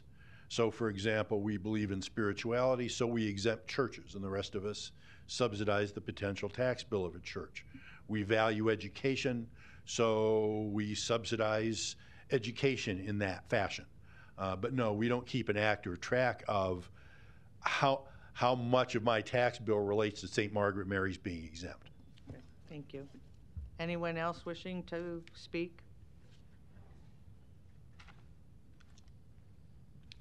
Larry Storr, 5015 Lafayette. Avenue, Omaha 68132. I'm one of those people that are struggling with my property tax form right now, and I lost my computer. I find out I'm too late now because I didn't get my email. But anyway, I sometimes seem a little bit ridiculous, but this reminds me of an old movie that reminds me of here we are in River City. The Music Man, right here in River City. We have a ridiculous display today of salesmanship. It's very good salesmanship, excellent salesmanship. And the job of that salesman is to get you to pick up that pen and sign the contract. Well, she does a very good job at that. But the overall picture is what you're responsible for. And the overall picture is when we have so many people coming up here to get affordable housing, money from you people for Together Inc., because people don't have homes. People like me can't afford the property tax now because other people have exemptions. And I might be moving out of town because of that. The whole root of the problem here is basing your valuations on a nationwide average and allowing people to come in from California that just sold $1 million house to come in here and buy a $50,000 house, make some improvements to it and sell it for $235,000 or $300,000 in my neighborhood. And there are houses in my neighborhood where people have remodeled, and it pushes the price up for them and the real estate agent. But the value is not based on those improvements because they don't probably have the records. Okay? Mine goes up, but I didn't spend any money on mine. But mine keeps going up because the guy next to me keeps improving it. Or the guy from California came in and paid $350,000. Yeah, it's not all your fault, but you're responsible for the overall picture. I don't have enough time. I realize we've had some rule changes here today. Because obviously, we've had more than one commissioner speak more than twice. No, we haven't. And we've had a presenter. The rules of debate on the front page, it's not clear whether that's rules of debate or rules for a presentation. Because she's been up here 5, 6, 7, 8 times. They're supposed to have a total of 10 minutes, something like that. I'm supposed to have only 5, and then she can come back for 5-minute to 10-minute summation. And Mr. Bellinger has forgotten, under our interpretation of the Open Meetings Act, we're not allowed to ask questions, Paul. I'm sorry. We're not allowed to ask questions. Sorry. Yeah. We can make statements, and we can ask questions or more statements if you choose to ask me questions. And that's all wrong. So one of the reasons our prices are so high and our taxes are so high is everybody likes to pass the buck. She wants to pass the buck to the OPS people who has a mill levy, to the Learning Community Council that has a mill levy, to the 501c3s that march down here asking for money. I'm asking for a bailout today. I'm not a 501c3, but I'd like a bailout. You've got to stop this basing on the price, the sale price alone. It's open for rife corruption. 1 minute. And I don't want to insinuate anything other than Mr. Morgan has a lot of real estate experience. And you people do like to listen to that, plus other realtors across Omaha. But you're not really asking me anything about it. It's to their benefit, is it not? To help her push up the total value of a house by pushing up the sales prices somehow. If I was a real estate agent, wouldn't I try to boost the sale price for the guy that was wanting to buy through me? Of course I would. Thank you. Thank you. Anyone else wishing to ask a question or make a comment? Not yet. Just now, I gotta let them know. Don't. Linda Davis, 10215 West Center Road.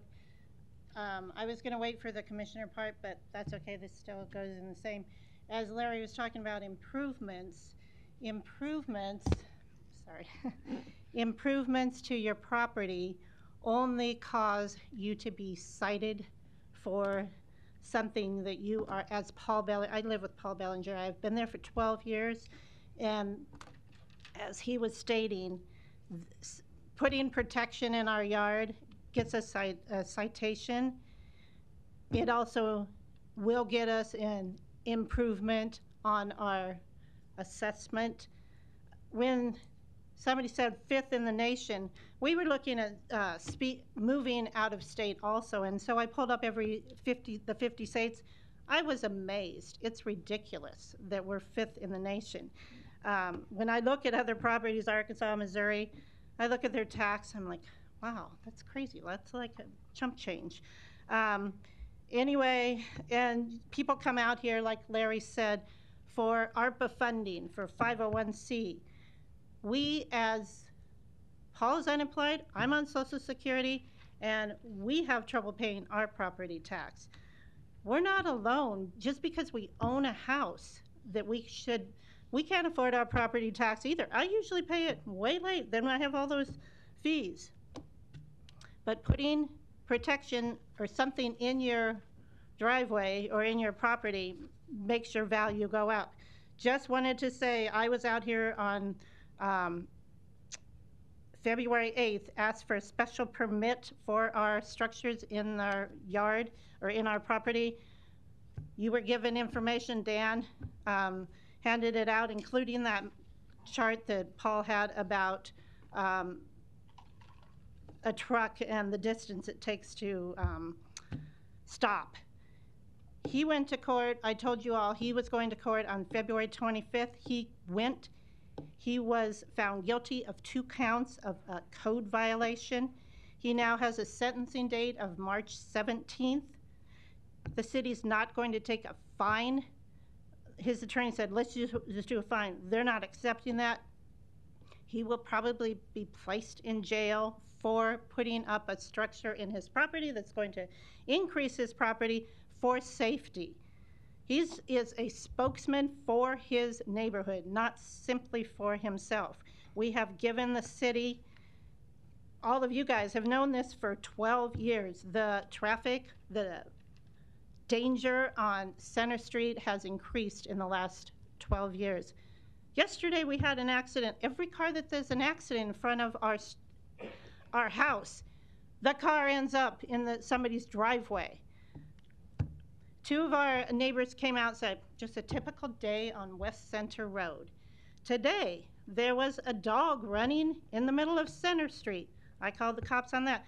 Every week, there is something going on. We are R2 all residential from 94th to 108th. And we have semis, buses going at over 40 miles an hour. That's a lot of weight. And cars that are probably at least they're racing, going 70 miles an hour. Paul and I are here for some help. We have been talked to the city. Don Rowe has done more for us in the 2 years that he has served than any of you have ever helped us with. Paul's going to jail. I'm not real happy about it. We have presented the city with remedies of what they can do to help with the traffic or the speed. He's going to jail. I'm not real happy. We've both lived here for many years, and we are just asking for some help. I don't want him to go to jail. That's ridiculous when there's a lot of more criminals out there that are walking the street. Had 5 robberies in one night. There's also a lot of COVID in the jails. So anything our commissioner or any of you can do, you've been handed all the materials, including his attorney's name and number. He's got 2 weeks and he's going to be in jail. Thank you for your time. Sorry if I Thank went you. off. We will now wrap this up, and I want to again thank our Assessor Register of Deeds for being present, as well as the staff. Again, I just think it's very useful information for our taxpayers to hear. And while we are a condensed version and in a weird predicament of how we, timelines for answering. I do appreciate you all being here today and presenting the information, so thank you. All right, with that, we do not have need for an executive session. Is there a motion to adjourn out of the Board of Equalization? Second. Please vote. Oh, motion by Commissioner Rogers, second by Commissioner Friend. Thank you.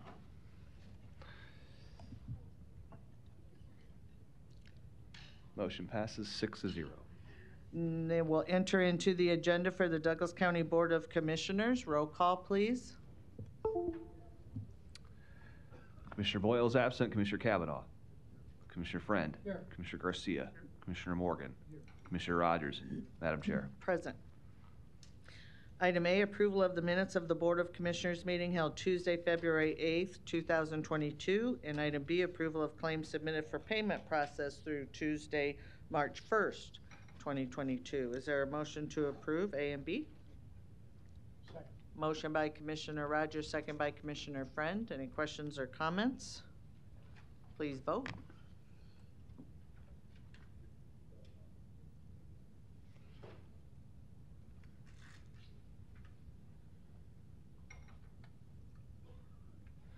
Motion passes 6-0. Next is our consent agenda, items A through K. Is there a motion to approve? Second. Motion by Commissioner Rogers, seconded by Commissioner Morgan. Commissioner Kavanaugh. I have a question on item E. Okay, go ahead. This is approval of an agreement between Douglas County and the State of Nebraska Department of Transportation regarding Coronavirus Response and Relief Supplemental Appropriation Act funds. Mr. Bloomingdale's on this as the submitter.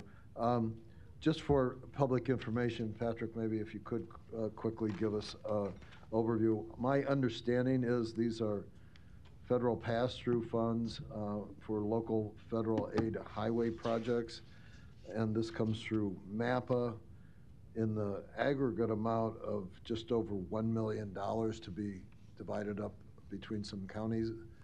Is that right? Patrick Bloomingdale, County Administrator. Mike Helgerson, the Director of MAPA, is on Zoom. I'm going to ask him to give an answer to that and summarize what this is about. Thanks. Yeah, absolutely. And thank you, commissioners, for the opportunity to be here today. Generally, your understanding is correct. MAPA received an apportionment through the CRISA bill of just over $6.3 million that came to us as federal aid, typically through our normal apportionment funding that we get on an annual basis. In working with NDOT and our local jurisdictions, because the funding was part of the title for local government assistance, we worked with NDOT to get that funding out to communities as quickly as we could and not go through the typical federal aid process, which can take years and years of really kind of regulatory hurdles.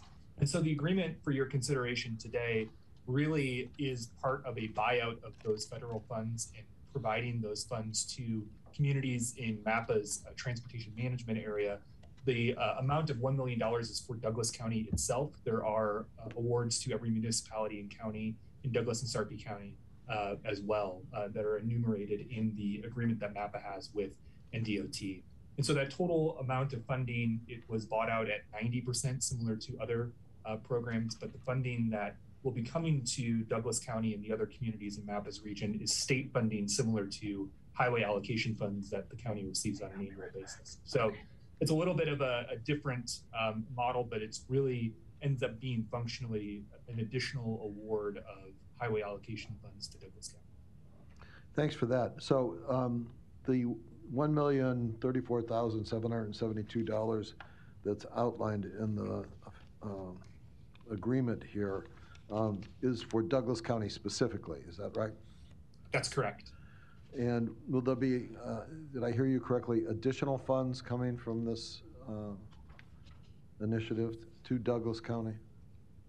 No, this will be the only payment for Douglas County. The second part of the attachment that's in your packet is our agreement with NDOT, and you can see the figures laid out there.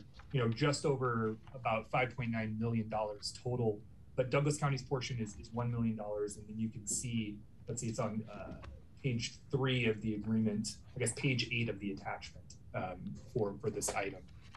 That has the amounts that are going to the other jurisdictions. So the $5.9 million is going to be allocated through similar agreements with all of the other local public agencies like Douglas County, Sarpy County, City of Omaha, etc. Okay, and these funds are specifically for local federal aid highway projects, right? They are not for federal aid highway projects. No, they are for transportation related expenses. So similar to the highway allocation fund. So the funding that this counties and municipalities receive through the gas tax formula, it can be applied to any roadway, any project that's eligible for those typical programs. So it is not specific to federal aid projects. By buying out the funding, by essentially swapping the funding, the federal funding for state funding, those federal requirements actually go away. No, our resolution says, whereas the Metropolitan Area Planning Agency has the right to use certain federal coronavirus response and relief supplemental appropriations act funds for local federal aid highway projects. Is that not correct? Well, no, on an annual basis, that is our role and responsibility. So in the way that we addressed that responsibility was by entering into this agreement with NDOT to swap those funds, to buy out those funds. Thank you. All right, with that, there is a motion and a second for approval of the consent agenda. Please vote.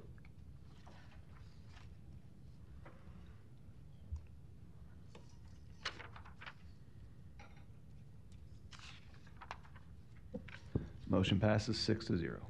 Next, we have 2 recognitions, both for retiring employees.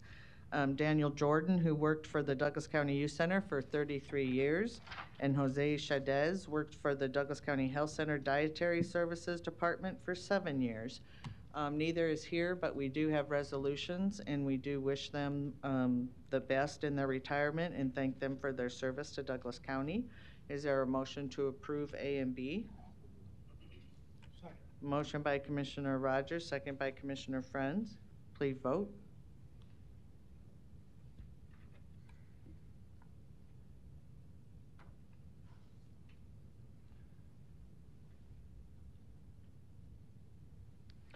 Motion passes 6-0. Next are citizen comments. Is there anyone in the chamber or on Zoom wishing to speak to the Board of Commissioners about an item not on the agenda?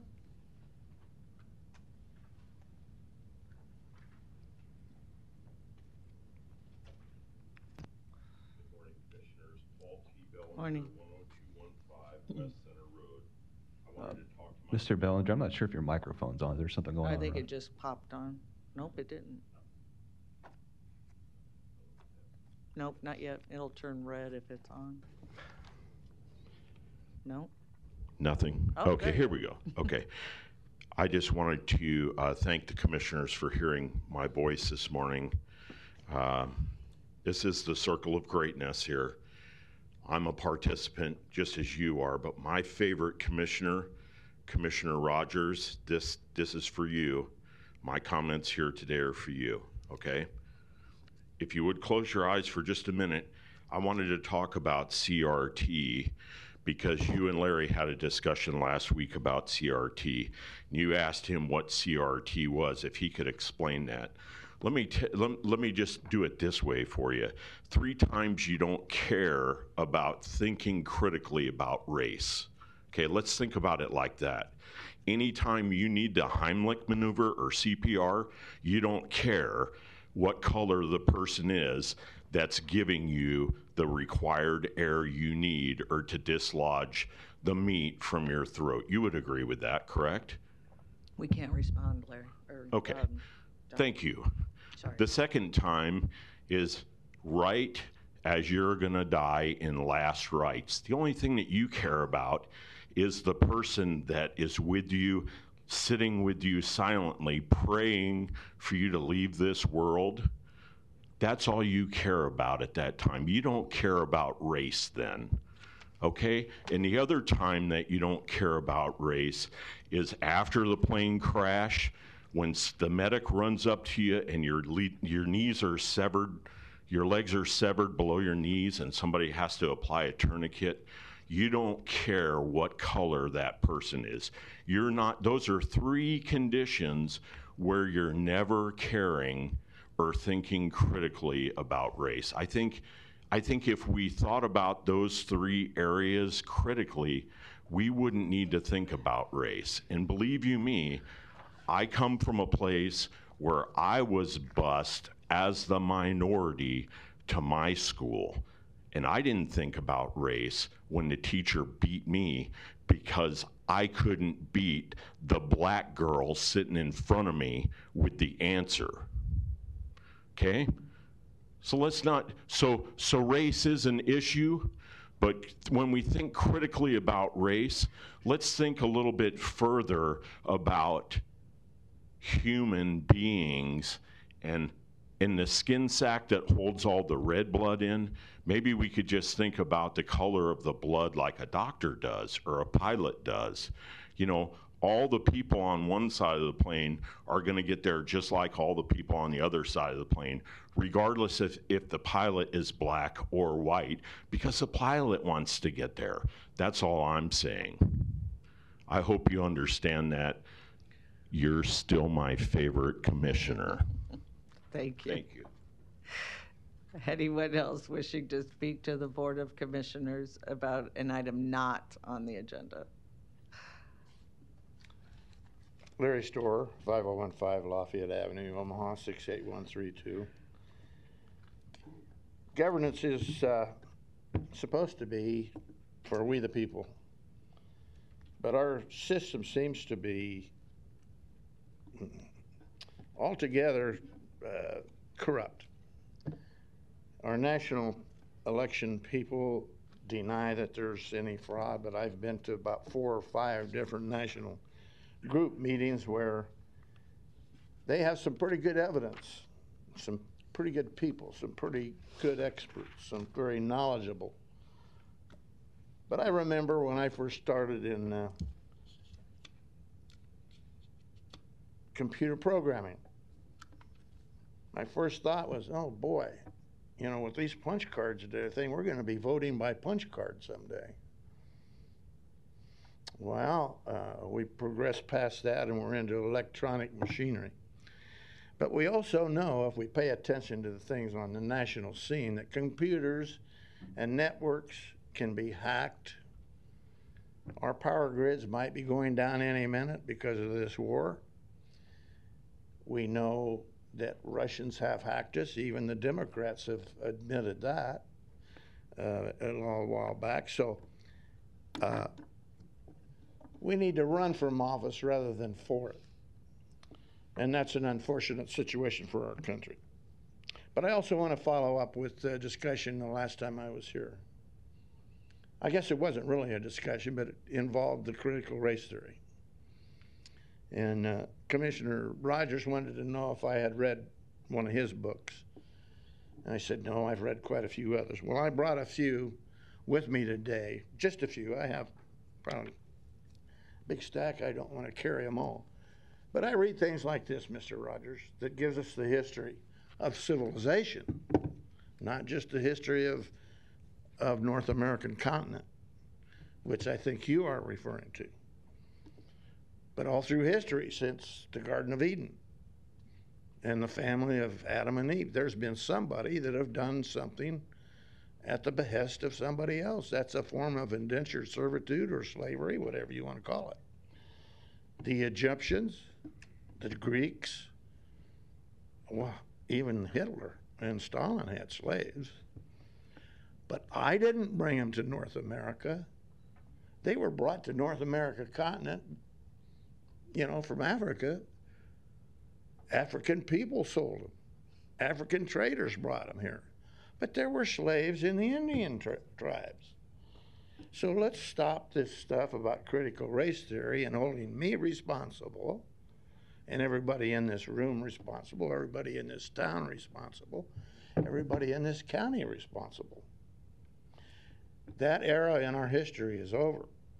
If you know somebody that's guilty of critical race theory charges, you should bring them to court. Don't profess it in here every week. File charges against that person or that official if they're allowing it to happen, because there are laws. There is a constitution against it. Thank you. Thank you. Anyone else wishing to speak to the Board of Commissioners about an item not on the agenda?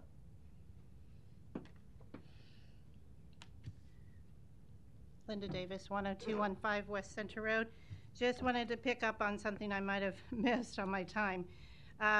We have applied for a permit for the city, with the city for our structures. They refused. I brought it down here. They refused it. So the city's argument of no permit is incorrect. Once again, we are speaking for our whole neighborhood, not just for ourselves.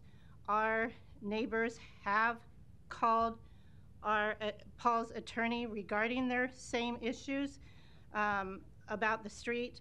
The city has harassed us since 2016 on issues that are things that are on our property. They have climbed the fence. The first complaint on the structures that are there was June 26th of 2020.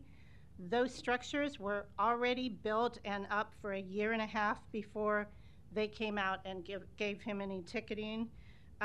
Even after that date, May 24th, or excuse me, about a month after that, they came out and gave him another warning. Yesterday, they drove by again and took pictures. This is harassment, and like I said, we have provided possible remedies, and I went to all the neighbors, gave them that flyer about the safety and how long it takes for a truck to hit your child that's walking home from Oakdale, or hit your dog who got loose, or hit you because there is someone racing down the street on Center. They are not listening to us at all. Just wondering who the governing body is that is going to take care of all of our residents and our safety on West Center Road. There are other neighbors, we have sent them pictures that have barricades, fences around their whole property. So they're just stuck on, this is the dimensions, this is the permit you need. We don't really care. In fact, the state, when he was at trial last week, said, although I'm sympathetic with his safety, it's still a violation, and we will not permit just a fine. So when you come back for sentencing on the 17th, as I said before, he's going to get jail time, ridiculous, for trying to protect our property and the ability to allow any other neighbor who's in that 94th to 108th who experiences the same thing on Center Street to build their own safety precaution. Thank you. Thank you. Seeing no others, I am, before we do our presentation, going to do our public hearing real quick. The resolution to approve the reappointment of C. Bruce Hamilton, 4605 Gribby Street, 152, and K. Heyman of 7605 North 36th Street. This is as trustees for Hospital Authority Number 1 in Douglas County. Hello. Yes, I'm Virgil Johnson. I'm with the Erickson Cedarstrom Law Firm, 10330 Regency Parkway Drive. I thought I've represented the authority ever since its inception back in the 70s. And I thought one thing I should let the commissioners know of today is we will be one short of the number of the trustees that we should have. It's 5 to 11 by state statute. And we have one gentleman who has decided not to be reappointed, and so we'll be down to 4 if you appoint these 2 today. they have been long-term members, trustees of the hospital authority. We do have someone that is willing to fill that position, and as soon as I get the signatures and present it to the board, it'll come back for hearing, and then we'll be up to the 5. I may have as high as 7, Okay. and I'm between the 5 and 11 that's required by state statute. I just thought I should let you know. Great. This is the public hearing. Yes. Is there anyone wishing to speak on this item? Seeing none, I will close the public hearing. What is the will of the board? Second. Motion by Commissioner Rogers, second by Commissioner Morgan. Please vote.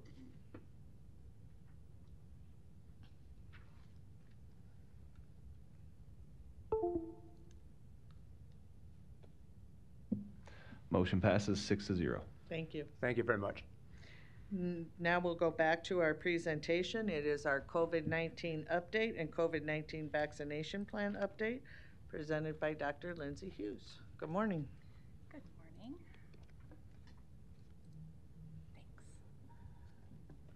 Thanks.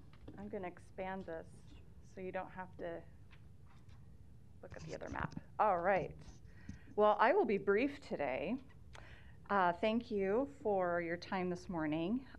First, great news. We have dropped our transmission level from high to substantial. We are beyond thrilled to be able to report that and to also report that our numbers appear to be continuing to decrease. So hopefully we can go into some level of normalcy for a little while. Today we're down to 69.5 per 100,000 for our 7-day total. So you can see just how precipitous a drop we've had here in Douglas County, which is fantastic. It does appear we have slowed our trajectory just a little bit, but it does look like we are continuing to decrease, so that is great. Our test positivity also continues to decrease. We are at the lowest level for test positivity that we have been at since just after I started back in July. We're at 6.5 right now, so that is also great news. Typically what we like to see is below 5, so we are definitely approaching where we want to be with that. We have kind of leveled off in terms of the demand, if you will, for testing, so we don't have quite as many people testing. We also have a number of home tests in the community that we don't necessarily track. So that can impact those numbers as well. Definitely want to make sure that stays on people's radar. But overall, we are certainly heading in the right direction. In terms of hospitalizations, we're currently sitting at 86% occupancy rate. However, our total number of inpatients that are diagnosed with COVID has continued to decrease. So that is wonderful news. Really what we're seeing in terms of that hospital capacity kind of hovering up in those upper 80s really centers on the fact that we have many people who have gone without needed care for a time because of the pandemic, possibly because of the crisis standards that a system might have been in, just unable to get the care that they needed. That care was put off. Now that there's capacity, those people are now coming in to get those things taken care of. So that's really what we're seeing in terms of that hospital capacity remaining kind of up where, we hoped it would drop a little bit lower, but overall our COVID numbers are dropping, and that's what we want to see. The acuity of the illnesses that we're seeing also appears to be dropping. So currently 15 ventilators are being used for COVID patients, which is a very welcome change from the 40s and 50s that we saw earlier in this spike. So over on the left here, this is really your count of patients. So you can see we've had this nice decrease in our number of patients with COVID in the hospital. And then you can also see that nice drop off on that yellow line, which is the ventilator uses as well. We do continue to report deaths pretty much each day. We're up to 1,072 total deaths over the entire pandemic for Douglas County. We typically are getting anywhere from 5 to 8 reported in a day. So we are continuing to see those certificates coming in. Not necessarily too surprising to continue to see that, since we know that usually that is a metric that lags those case counts by a little bit. Our test positivity, or our breakthrough cases also have slowed in terms of the increase that we were seeing there. So 9.4, several weeks ago it was 9.2, still increasing a little bit, but has definitely slowed down. So we're happy to see that as well. The thing that can really impact this number right now is the boosters. So we don't have tons of people getting their boosters. We would like to see that increased because it does provide really a lot better protection against those breakthrough cases. And speaking of vaccinations, those efforts are continuing. We are continuing to hold clinics within the community and in our facility, but you can see pretty clearly that we've leveled off and even dropped off a little bit in terms of the number of people that are coming in to get those vaccinations. For residents that have one dose, we're at 70.3% of our total residents and 75.9% of our over 5. So basically those who are eligible for vaccination, 75.9 have had one dose. So that is really good news, and hoping that more people will come in to ensure they get that second dose to become fully vaccinated. In terms of being fully vaccinated, 66.5% of our total residents and 71.8% of our eligible population have become fully vaccinated. Just a reminder, fully vaccinated really just means that you've had your primary series. We call having your booster or your third dose being up to date. So a little bit different in semantics there. Right now, 47.3% of our residents have had a third dose or a booster. So that's that number that, we would love to see that increase, especially, this is actually a great time for people to get their boosters because we have low virus circulating, or I should say decreasing virus circulating in our community. So this is a great time to get that booster, get the immunity really boosted up there, and then hopefully as we approach fall, or whenever we might see another increase in cases, another spike, people will already have that protection. So we'll continue to recommend and encourage people to get that. And let's see, if we want to look even closer at some of our populations, this is our adolescent population, 12 to 17. You can see that has slowed somewhat to a trickle on that chart. 66.2% of our 12 to 17-year-olds are fully vaccinated. So again, that's another area where we would like to see a bit of an increase. And then for our 5 to 11s, same story there. We've seen that fall off somewhat. And right now, only 32.5% of our kids under the age 11 are fully vaccinated. So definitely more work to do there for our little people. And we're going to continue offering vaccinations in different capacities throughout the community. We're continuing to work with community partners to put out messaging, to set up new sites, whatever we need to do to help just ensure that this remains available for people. So that is what we're doing with that.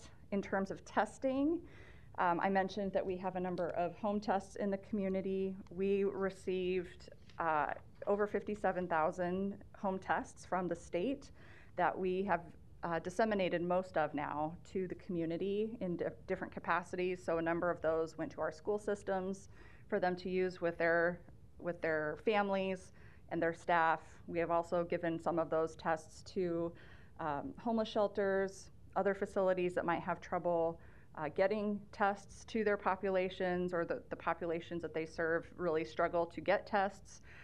We've also placed tests at 5 of our larger library locations, so the general public is welcome to walk in and get tests. And then we will continue to kind of watch how the uptake is on that, and if we need to get more tests to replenish some of those sites, we will work with the state to see if that's possible to do. So they're kind of playing it by ear in terms of what they're ordering. These tests that are out there are the Binax Now tests, so they're pretty commonly used, well-accepted tests.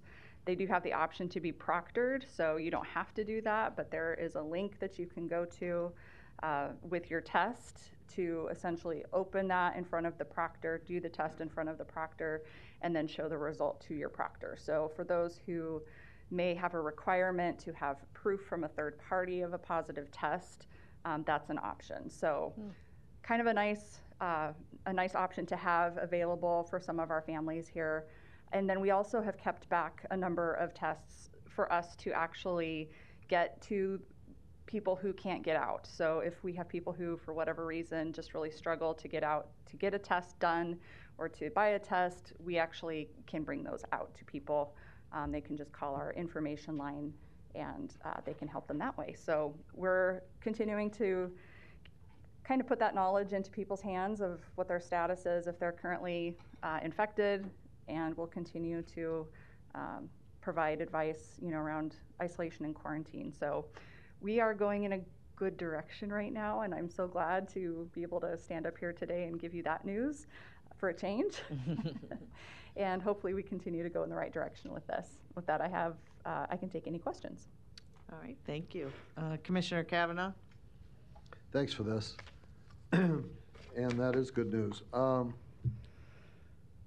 So just the basic metrics of this, if I get this correctly, we've lost 1,072 people who've died from this since the pandemic's onset. Yes.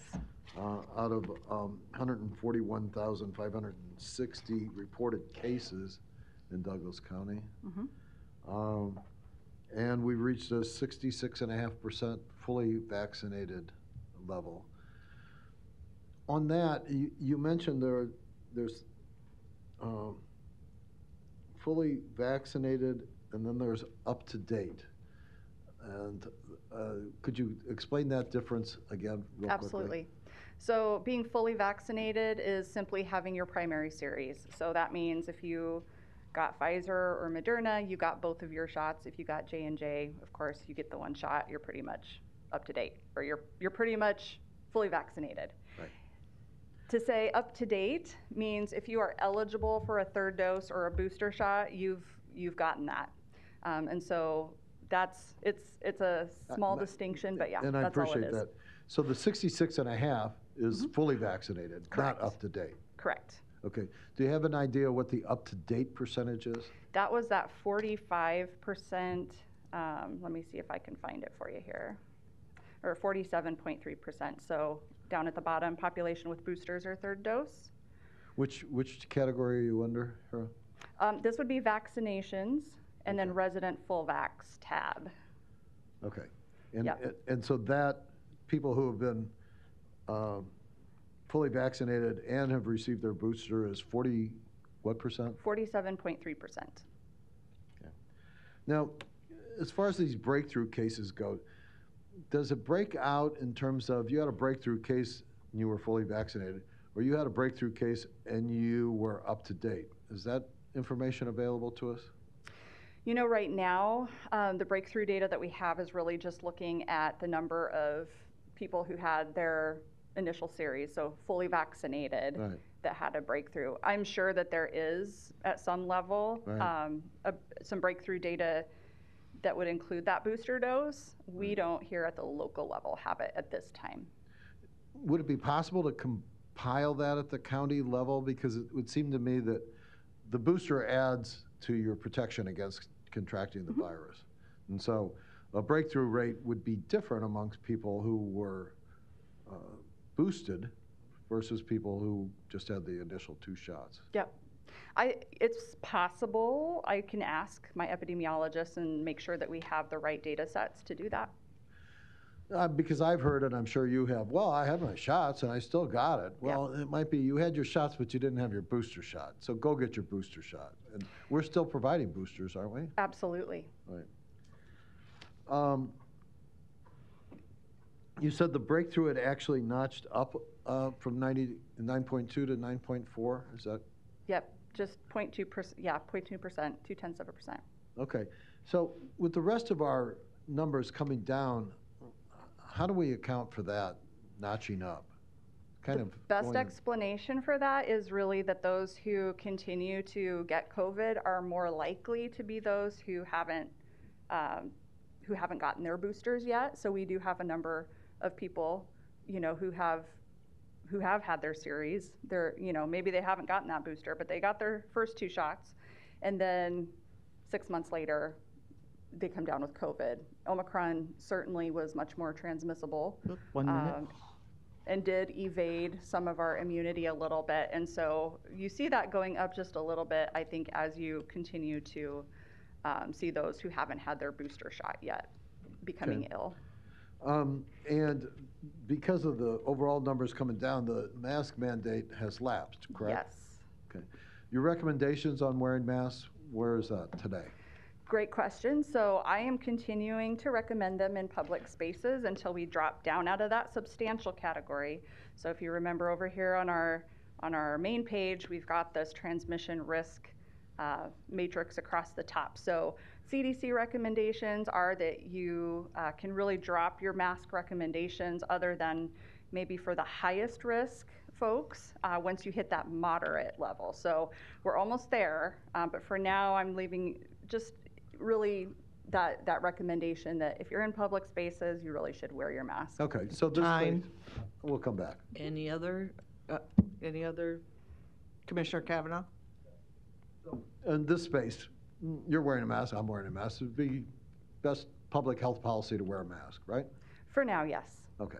And in a smaller place, say this back room back here where we do our executive sessions, smaller places are even more recommended to wear a mask, Yes, right? yes. I definitely, the smaller the room and the more people you have in it, you can't keep that 6 feet or more of distance. And so, and I don't honestly know what the ventilation back there looks like. So, it's not a bad idea to keep those masks on for now.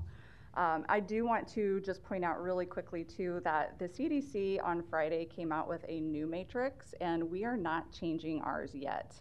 I think it's really confusing to go from different matrices to measure our risk transmission. Now that we're in a lull, we can talk about what we want to do going forward. But for now, we haven't had enough discussions to change this. So we're going to just leave it as it is for now. Okay. And finally, with young kids under 5 years old, where do we stand on them possibly getting a vaccination? Good question. So really what happened there, we were waiting for more information to come out about our little people under 5 years old and to get their vaccinations.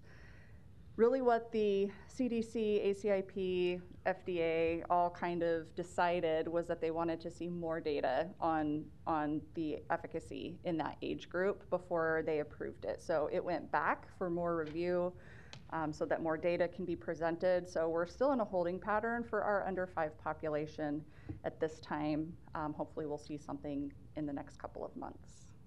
Okay. Yeah. Thanks a lot. Thank you. No other questions or comments? All right. Thank you for being here. Thank you. With that, we will move to our committees. The first being the finance. The budget report is item 1 as presented. And then we do have 2, oh, yep. Under budget report? On budget. Oh, budget report, okay. Sorry, didn't know that. Joe Lorenz, County Finance Director. I just wanted to update the commissioners that this morning we closed on our refinancing of the approximately $45 million of public safety bonds. So we refinanced them in a private placement with JP Morgan Chase out of New York. So they're going to hold our debt. The net result of this will be approximately a $5 million savings and interest expense over the remaining life of the debt. And as you remember, we did a forward rate lock 15 months ago on this, which seemed to be good timing because the rates that we got today are about 100 basis points under the current market. So the average rate on this debt over the 10-year period is 2.2%, and it would be over 3 to 3.5% if we were doing it today. So it looks like it was an advantageous move for us, and I just wanted to tell you that that transaction closed this morning. Great, thank you. I thought that was important. Joe does a great job watching these numbers with Mike Friend and myself. Thank you. Madam Chair, may I add a comment? This is quick. Oh, I was going to say, where's that coming from? No, I just wanted to give Joe and our bond partners a shout out. I mean, they're very good at finding these opportunities to save money over the long haul with these bonds. So for what it's worth, great job. Yeah, and one last thing I would add is that J.P. Morgan wanted to hold our debt because it was AAA rated. So we do talk about a lot about the value of having AAA rated debt. And here's another good example of where we were able to save the county some money because we were AAA rated. Good, great. Good news, thank you. Next, and Joe, you might want to stay close in case there's any questions, but the next one is the ARPA funding update, and it's an approval of a resolution to transfer the additional $7,834,958 of lost county revenue from the ARPA fund account held by county administration to the county's general fund reserve. And if you want to go ahead and I could just summarize what we're doing here is when ARPA first came out, they had a provision in there that the counties or any of the municipalities could recoup lost revenue, and there was a calculation how to do it. And you could recoup that lost revenue and take the ARPA funding and move it to your general fund with a lot less, with really the ARPA restrictions not holding on how you could spend the money. So we originally moved about $2.2 million because that's how the calculation worked. But in the first or second week of January this year, they came out with what they call the final rule. And what they did is basically gave a standard exemption to all government entities of $10 million that they would be allowed to take of ARPA money and move them to their general fund without those restrictions. So what we're just doing here is by moving the $7.8 million, we're going to then total $10 million worth of the ARPA money that we're moving to the county's general fund where it can be spent at the commissioner's discretion without all the ARPA requirements attached to it. Thank you, Joe. Is there a motion to approve? Second. Motion by Commissioner Rogers, second by Commissioner Morgan. Please vote.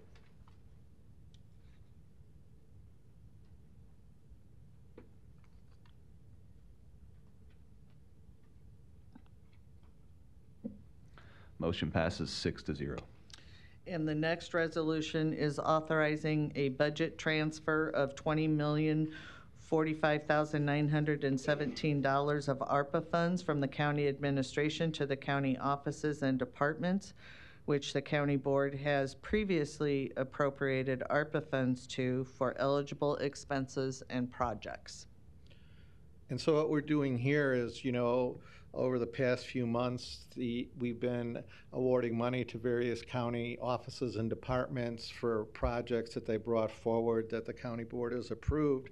And what we're doing here is just moving that money and putting it into their budget to be expended because, they're going to control the expenditure on this, so it would go against their budget. So now we're increasing their budgets by the amount of the award, and that totals a little over $20 million of the $55 million award, which is everything we've appropriated to the department so far, with one exception, and that's premium pay, which we'll do at a later date. But the premium pay is also going to be funded out of ARPA money, and that's estimated to be another $9 to $10 million. So we won't have the final numbers because of things like overtime and like that till that program ends at the end of June. But if that's around another $10 million, so that means the total amount of money that we've allocated to the county itself is approximately, at this point, approximately $30 million out of the $55 million that we were the first ARPA award. And in this resolution, it does list out the amounts that were given and for what to each one of the departments that we're talking about, so. Yeah, so they're all county board approvals. And they've all been through the ARPA committee and Deloitte and our final approval, so. Yes. Okay. Is there a motion to approve? Motion by Commissioner Rogers, second by Commissioner Morgan. Please vote.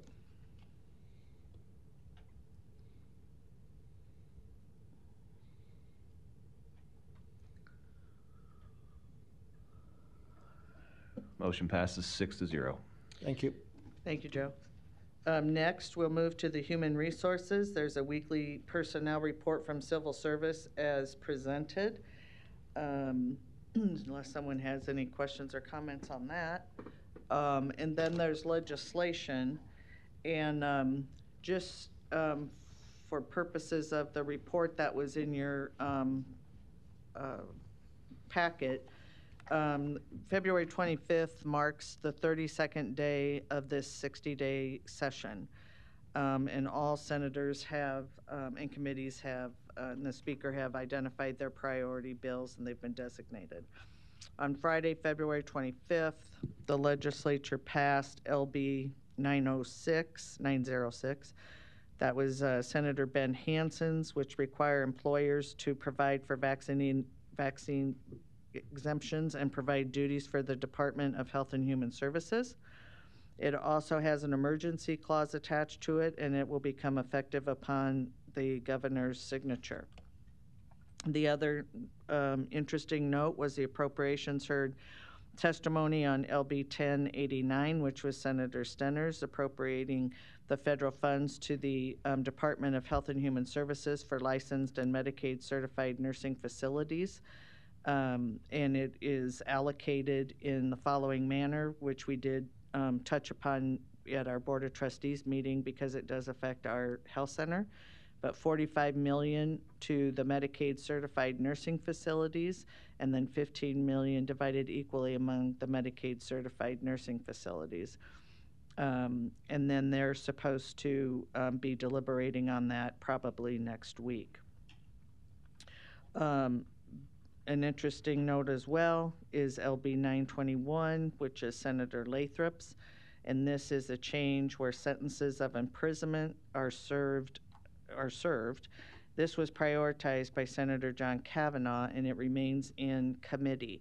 And this is a very, very important one to watch because this is the one that includes felonies 3, 3A, and 4s that could be serving their time in the county jails rather than in the state pen. And again, we talk a lot about shifts of cost. This is definitely a shift, especially if there's no dollars attached to pay for those. And then lastly, second to last, LB 908, that was our bill, which would provide for the requirements for virtual conferencing under the Open Meetings Act. There was a request for it to be on consent calendar, and it was submitted to Speaker Hilgers. And the hearing went very well on that one. The one that is here today for action is LB 1223, which is Senator Matt Hanson's. This is a Lancaster bill, and it is a request for the legislature to require reimbursement for lodging certain defendants in county jails and require state hospitals to maintain beds for certain patients. This was, again, introduced by Lancaster, and I'm sure they would welcome our support for this. And again, it is an important, if you remember back in the day, we used to have jail reimbursement. That went away. And this is, again, slimming it, but giving us some reimbursement for lodging certain incarcerated folks. And then the big issue in that bill as well is the state hospitals maintaining beds. And I'll reiterate again that back when behavioral health reform started, we were guaranteed 90 beds across the state at the Lincoln Regional Center. We never got those. It has since reduced to 30 beds, and we may even see an additional reduction, and so this bill is requesting that those bed numbers be built back up. So important legislation, and I would request that we support LB 1223. Is there a second to the motion? I second. Okay. Commissioner Morgan? You mentioned State Senator Kavanaugh had introduced the bill that I think I read. We had an email, not this bill, but the other bill, where those might be in the county jail rather than in Lincoln.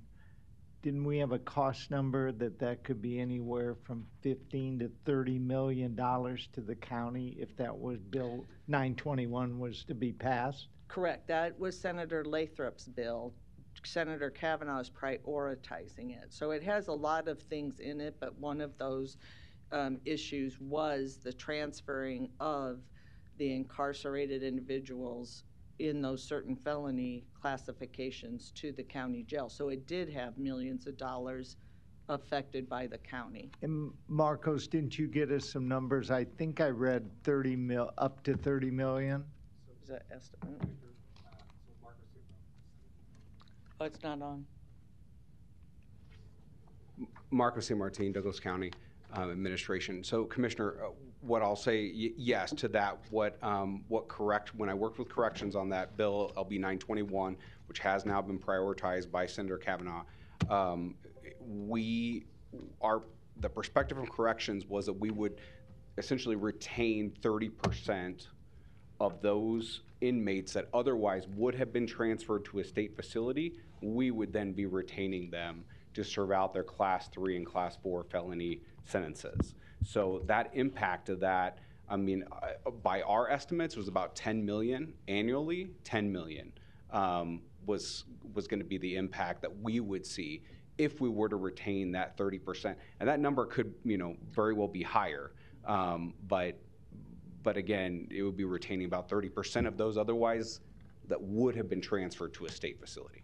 And I don't want to speak for my friend who shares the responsibilities on the finance with me, but if we had something like that occur, we would have a serious problem with some other things we're facing, Commissioner Friend, that we spoke to the sheriff about this morning for about an hour. Also, that we'll be hearing at this board too. And you correct me on any of this, but that would cause us some real hard decisions. Commissioner Friend? Yep. Yeah, thank you, Madam Chair. To Commissioner Morgan's point, I'm not one, I've never been one to shy away.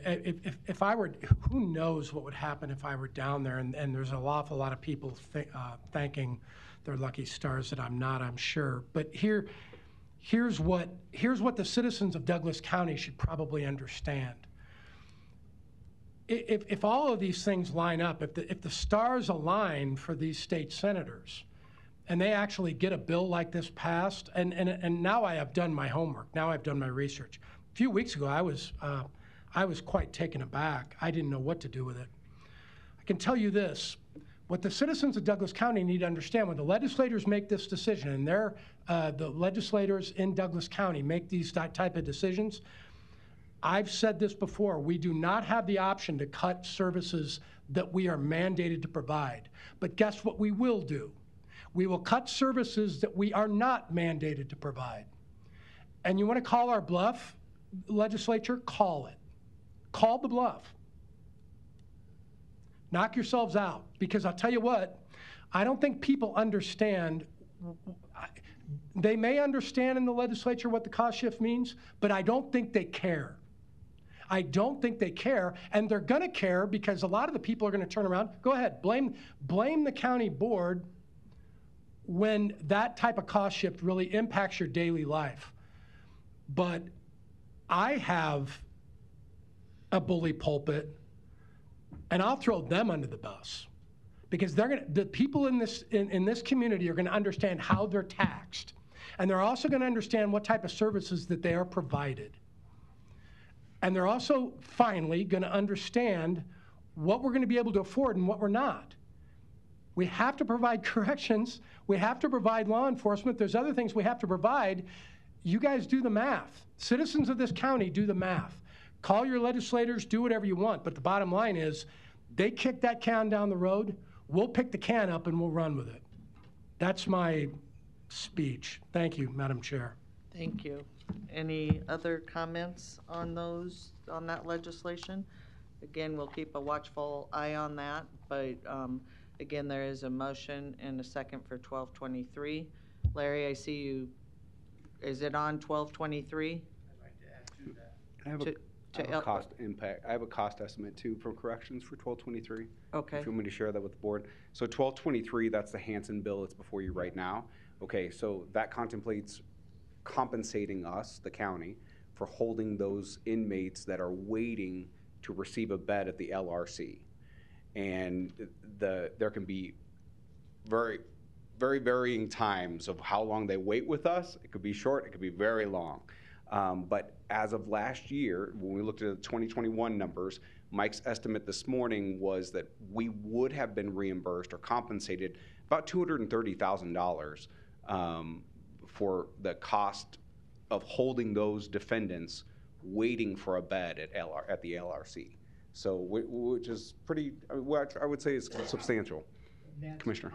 Excuse me, Madam Chairman, but that's a real positive for us to work with Lancaster County and be supportive. Yep, Lancaster and Sarpy, I'm sure, would appreciate it. Okay, thank you. Okay, so Larry, did you have it on 1223? Larry Store, 5015 Lafayette Avenue, Omaha, 68132. I want to thank Commissioner Friend for his comments. I also want to add to that a little bit by saying that the public also does not understand that when this happens, it's maybe a usurpation of power, but it also transferring the costs to me, to homeowners, not to those that are exempt, etc. But be ready for this. When there's not enough room in the Douglas County Jail, where are we going to get the room for these other people? Are we going to send all the juveniles home so that we can use that facility? Are we going to build a new big Douglas County jail, hopefully on the property we already own out there on Center Street and 42nd or whatever? I think possibly this is unconstitutional law to start with, so you should really oppose it. Okay? I have some other legislation if I can before you're done. So there is a motion and a second on LB 1223 to support. Any further questions or comments? Madam Chair, that was a motion by Commissioner Rogers, second by Commissioner Morgan. Okay, thank you. Please vote. I don't know why it sounds like you're coming from over here, Dan. Every time you talk, it's like, where is he? Motion passes 6-0. All right, any other legislation from commissioners? All right, legislation?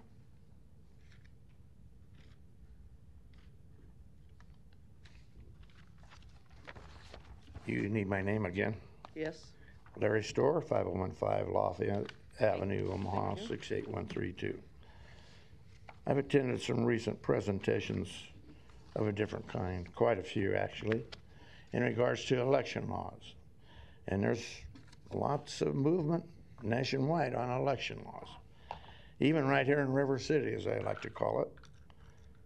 I remember Robert Preston, the Music Man, an Iowa-based movie, marching down the aisle with 76 trombones and everybody falls in behind. That's what seems to be happening at our state legislature.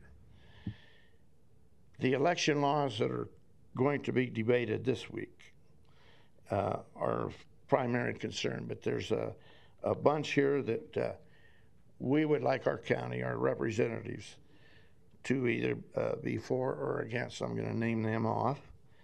LB 4, LB 723, 785, 843, 358, 284, and 1087. And against, LB 8, 114, 1136, 765. The main reason is this is really about we the people. Elections are about we the people. And there's nationwide statistics, since we like to go on nationwide things, is that 60% of the people, of American people, that are interested, paying attention, believe that there was severe election finagling or fraud, if you call it. And the emergency clauses are allowing some of that. We need to do away with emergency clauses. That was a favorite tool of Adolf Hitler. Do we really want to spend money on lawsuits to fight these things? No. We expect you to not do those things. Election systems. I just cannot believe, since I was a boy at age 7 in 1950, and since I started paying a little attention to things, I had severe belief in my country, my government.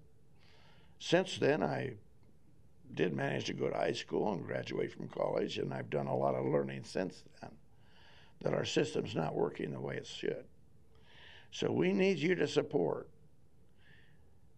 transparency in elections, back to paper ballots, hand counting, no early voting. Absentee voting is okay for people serving in the service overseas. Voter ID.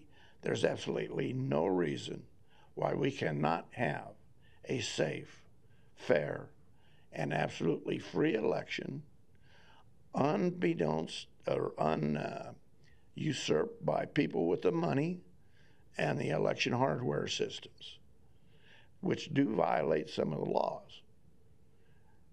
What really makes me mad is when people will not discuss it. Our representatives, such as the Secretary of State, have been asked, our Douglas County Election Commissioner have been asked about some of this so-called fraud, manipulations or mistakes. And they don't seem to think that they need to answer those questions without a lawsuit. Why should I have to pay to get them to answer a citizen? I shouldn't. They need to talk with the people that have studied this, computer experts, scientists, whatever you want to call them, but they're also political people because they're trying to save our elections. They need to own up. I'm sorry I missed Brian Cruz. I saw his picture up there earlier. 1 minute. But they need to go on up and talk to the people that have the evidence, starting with the Secretary of State, Douglas County Commissioner, and our judges finally. Our judges are refusing. We, the citizens, own this government. It is our government, we the people, and we demand fair, free, and unfraudulent elections. Thank you. Thank you. With that, we do have need for an executive session for litigation. Is there a motion to go into executive session for that purpose? Motion by Commissioner Morgan, seconded by Commissioner Rogers. Please vote.